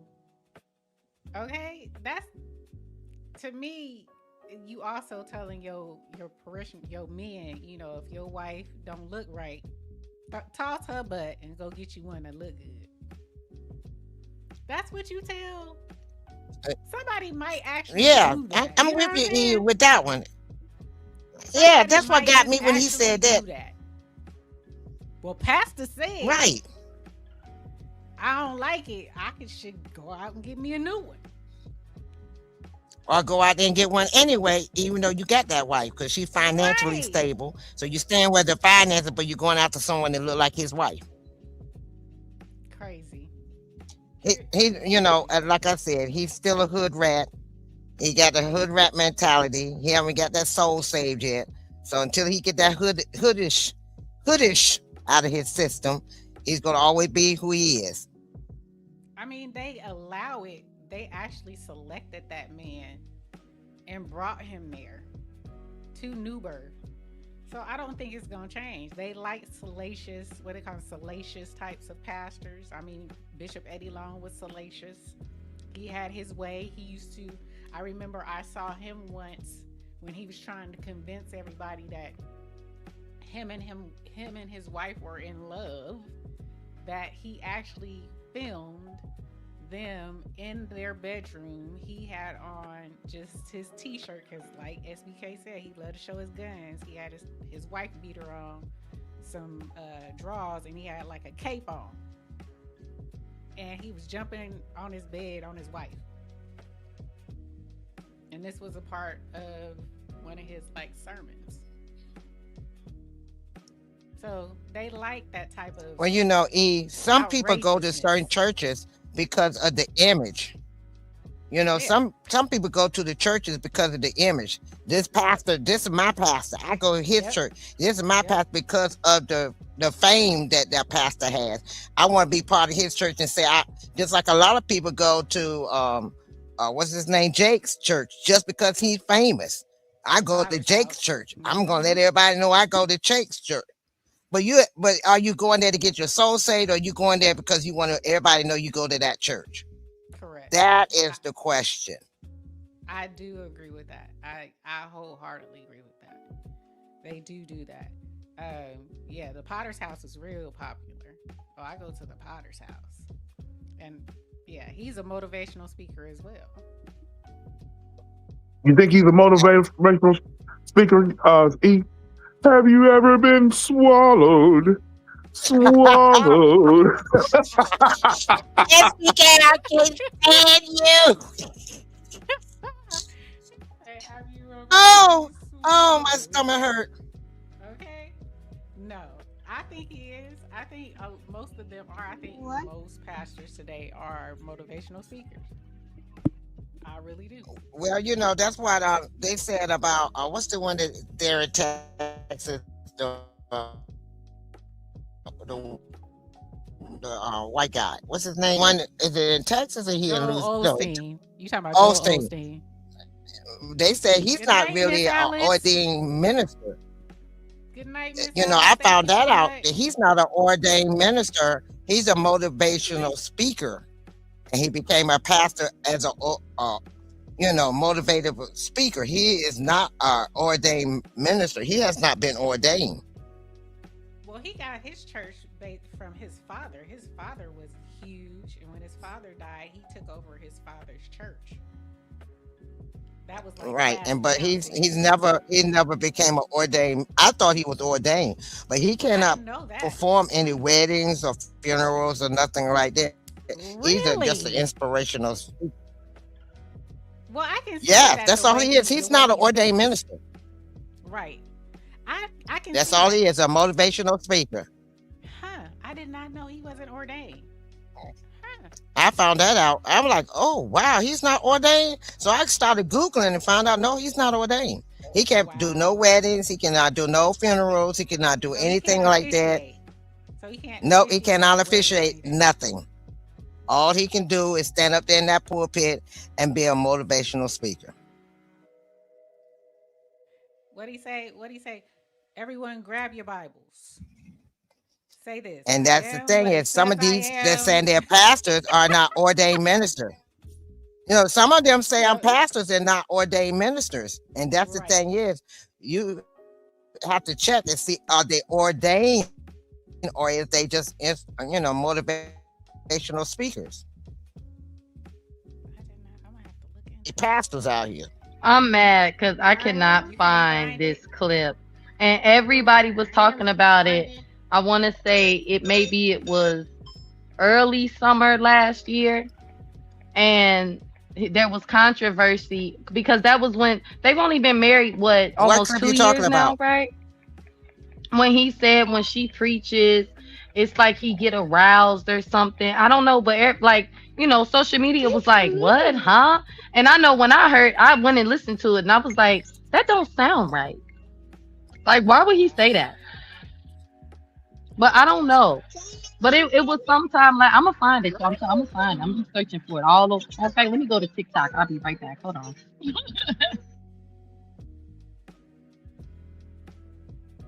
Have you ever been swallowed?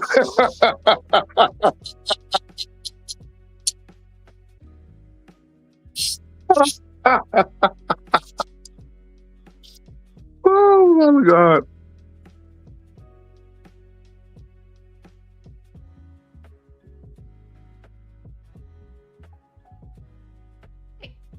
Why does my thing keep putting me on mute? SBK, your internet still off? Yeah, it's still giving me a fish, sis. Oh my God. We gotta it's been 3 hours, y'all. We pulled it off. We pulled it off. We've been swallowed. Shut up. Shut up. He said that. SBK, Will you said that. stop, SBK? You got my stomach hurting. I'm laughing so hard. He did not say that, miss. But as always, I love it. I love it. I love it. I love it. Thank you, Miss Foxy. Now, this is unusual for me. I'm getting ready to call it a night. So that's Right? unusual for me. Right? Well, it must not have been that important. I don't know. All I know is y'all. But They I keep love talking about this you dang all. on dress. I Good night, enjoyed it Miss as Foxy. always. And Vaughn, when you find that clip, I'm gonna find it.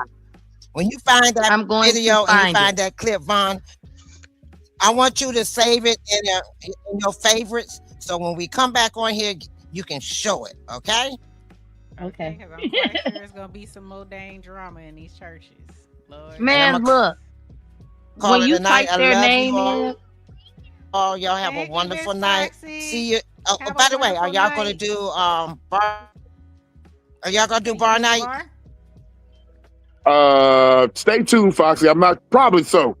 Stay tuned. Stay tuned. I'll let you know, and I'll put you. I always tag everybody and their mama, so y'all stay tuned. I stay tuned. All right. Okay, I stay tuned.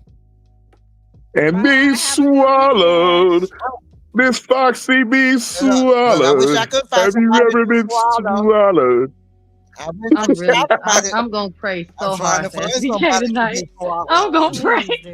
Please do. He up here on one, he on one, he on one. For sure. Oh, I'm crying. I am crying. Oh, so good night, and hopefully I can find somebody at SBK that will give me swallow. All right, good night. Good night. Oh my God. Lord. Okay. Listen. Miss Vaughn, Snow Bay. Okay, you gonna have to forewarn me. You didn't warn me. I went on your thing and watched, and I didn't know you had an intro like you had, Miss Girl. Listen, okay. I got on that backstage with Minion, and it was over with. Okay, that's my new best friend. Okay, because do you see what he did? It was like, oh, we finna have fun together making this intro. He was like, yes. I was like, yes. Like, yeah, we have fun. We have fun. Oh my God. I wasn't ready. I wasn't prepared. I said what I said was like, somebody got to be the adult back here. It was like, come on, sis, let me have fun. Like, y'all, we had a blast making that video. I wasn't ready. I hit SBK. I said, how come you didn't warn me about this? What the hell? Oh, what is this? Look, I wanted it because it's like that ain't as bad. I wanted it when she was smacking the booty. Like we had a clip where she was throwing the booty up and smacking it. I was like, I want that. Just like that. Like, yeah, it could have been way worse. Mm-hmm. I was not prepared. I Okay. love my Beyonce, Power Pink Ranger suit. Okay, because that's what it's given. Okay, Vanance. Binance. Okay. Binance. I got you. I got you. Oh my God. You got Yeah. any parting words, my dear? Um, Sis. I had a great time. I will say I do not like having these discussions. Okay. Did you hear me say that in my live? Like it was blowing. I'm like, why? But I really had a lot to say, you know, about, Donnie McClurkin and his situation. And I just want to say, y'all, read your Bible, get to know God for yourself, because, people don't be right. They really be struggling with their own demons and they won't tell you nothing about it. Or you will even know. Okay. And that's what'll make you a fool. Okay. So be careful. All right. That's no shade toward nobody. It's just the truth. Okay. Because I've done it myself. You can know people ain't about the right. You give them the benefit of the doubt. And if you ask me, that's making a person an idol. You know what I'm saying? So, when God show you, what it is, because dude said he wanted to leave and he didn't. And if he's telling the truth about that, that's why I'm coming at both of them. You know what I'm saying? It's like, look, you should have left and you didn't, and here we are. And now millions of people is somewhere crying like Vaughn, because. Von But hurt. yeah, I really am like for real, I'm not even being funny. 'Cause, yeah. Sis, did you hear little sis? She was upset. Now you can just say she kept saying, "Look, I'm trying to choose my words. I'm upset, y'all. I'm trying not to say something wrong, y'all."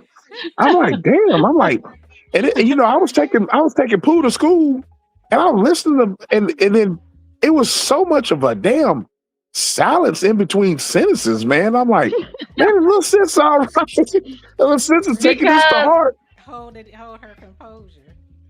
because Yeah, I really have tears like welling up in my eyes when I was talking about the people that's a real struggle for them. Right. It's like, have y'all ever seen the movie Prayers for Bobby? Y'all ever seen that movie? Mm-mm. When it came out on Lifetime, go watch it. It's about a mother, a family who's, they're believers in Christ. They are our non-melanated cousins, okay? Mm-hmm. And this is based on true events. This happened in real life. He was, homosexual. He was writing down in his diary his feelings about how he felt that God was looking at him and disgust and hate. And he ended up jumping off the bridge and being hit by what do you call the big old trucks, the big wheelers, and Semi trucks. his Yep. semi 18 truck, will. Yeah. 18 wheeler. And his mother, because of his death, now is an advocate for the LG, community. So when I was saying, like, I understand that God is love. I watched that movie with my grandmother when I was about 15 years old. And keep in mind, I grew up with homosexual, lesbian, blood family members. And there was never none of that funny stuff. Nobody treated anybody funny. Nobody treated anybody less than. You know what I'm saying? So it's like, I really, I, I've never, did anything with another woman. Mm-hmm. But one thing in church that is always gay, gay, gay. It's this, it's that. And I understand that, it says that in the Bible. But like I said, New Testament say, mind your business and love everybody. Okay. Be good to everybody. So when, I know his story from a child. I heard him preach that sermon that he was sleeping with men in the church. But because of his relationship and he found Jesus and deliverance and forgiveness and salvation, and he was emotional in this sermon, it touched me, okay, as a child and as an adult. It's like, man, we really be going through life. But there is, a comfort, you know what I'm saying? And for you, and I'm not even mad that he had a boyfriend behind the scenes. I'm mad that the situation can be used against you and other believers. Do you understand what I'm saying? That's what I'm mad about. Because And I'm also mad that society shames and don't want nothing to do with gay, and you can't come to church and we don't want y'all around. It's like I don't like none of that. You know what I'm saying? So I really just feel his pain for somebody who has feelings that they can't control and they want, to be normal, but they feel like they can't be. You understand what I'm saying? So it's like I got a lot of feelings. I got a lot of feelings. I have a lot of feelings because when these people preach, their testimonies be powerful, and when something taints that, it can hurt. You know what I'm saying? Especially when you really like me. I believe that God can change us, and no matter what. But what you saying is everything that book that you wrote ain't true because you was living a double life. You know what I'm saying? It's like, what the heck? Like, I ain't gonna say now I don't know what to believe, but that's kind of how you feel. You know what I'm saying? Like, can you pray the gay away? Can you really? Or is that just something people saying so that they can be accepted by the church and their family and their friends? I get that. That's hurtful. I don't think that's nothing to play with. But I'm be quiet because I can talk all night. I respect that. What is it? Wait, what did she say? What does it say? Wait, it's because he continued to try hiding it and then was a stumbling block for another instead of stepping back. Okay. That part too. Why didn't you step down? Why don't they step down?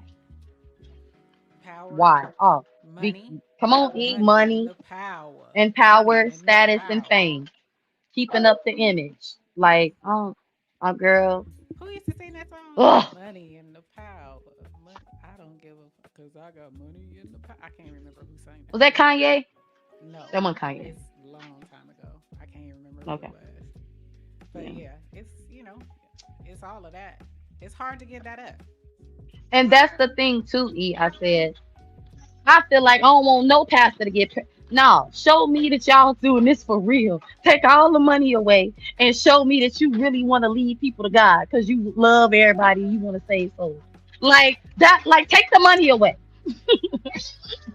Because if we take the money away, how many leaders in the church will we really have? Facts. See? That's all I'm saying. Conversation. Yeah. But I ain't got nothing else, y'all. Good night. I had fun. I got something to work on. And I enjoyed y'all.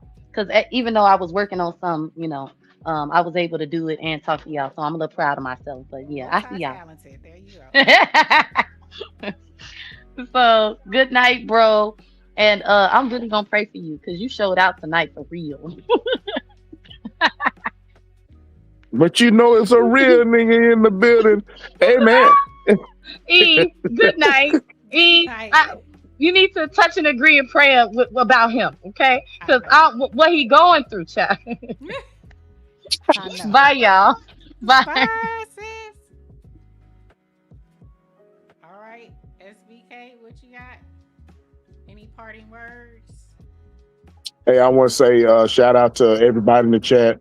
Shout out to everybody that supports us, our moderators, our subscribers, those who were watching in the bushes, those who participated in the poll questions, those who was giving off your comments in the comment section. These past 2 days have been great, man. You know what I mean? Great turnout. Y'all have showed up and showed out. And I appreciate everyone that subscribes to us. If you haven't, to the sound of my voice, man, can y'all hit the like button and hit the subscribe button? And y'all keep rocking out with us, man. We need a few more subscribers to get to 500. 500 is our goal. And y'all help us get to that. You know what I'm saying? Again, we appreciate you guys supporting us. This has been great conversation tonight. We had a great conversation Wednesday. Y'all hit us up in the comments section. If you agree, disagree, those of you who are watching the playback, hit the comment section. Let us know what you thought about the content. You know what I'm saying? Hit us up. Let us know what you think about it. Give us some ideas of something else that y'all want us to talk about. And that's about it. You know what I mean? Shout out to y'all. I apologize, about the weather here, but the weather is very, very bad here where I'm at, just so I'm calmed down. But I apologize, but we're still rocking out. The show still must go on. So that's all I have to say. Consummate professional. Consummate professional. Show still must go on. Thank you guys so much. Like SBK said, we really appreciate everyone that came and rocked out with us this week. We did a double hitter. And it was very good. We had a very good turnout, great conversation. Hopefully no one took offense. We tried to keep it, all opinions welcome. All opinions, can be discussed. There is no judgment here. We just want to have conversation. We want to have dialogue. So thank you guys so much for coming out tonight. Hopefully you guys enjoy your weekend. Enjoy the weekend. But what is this, the second weekend in 2026? It's almost February. It goes too fast. Yes. It's entirely too fast. Yep. We already in the second week of January in 2026. But thank you guys for rocking out with us. We appreciate you as always. Come check us out again for the next one. Until then, what do we like to say? We are gone. Gone.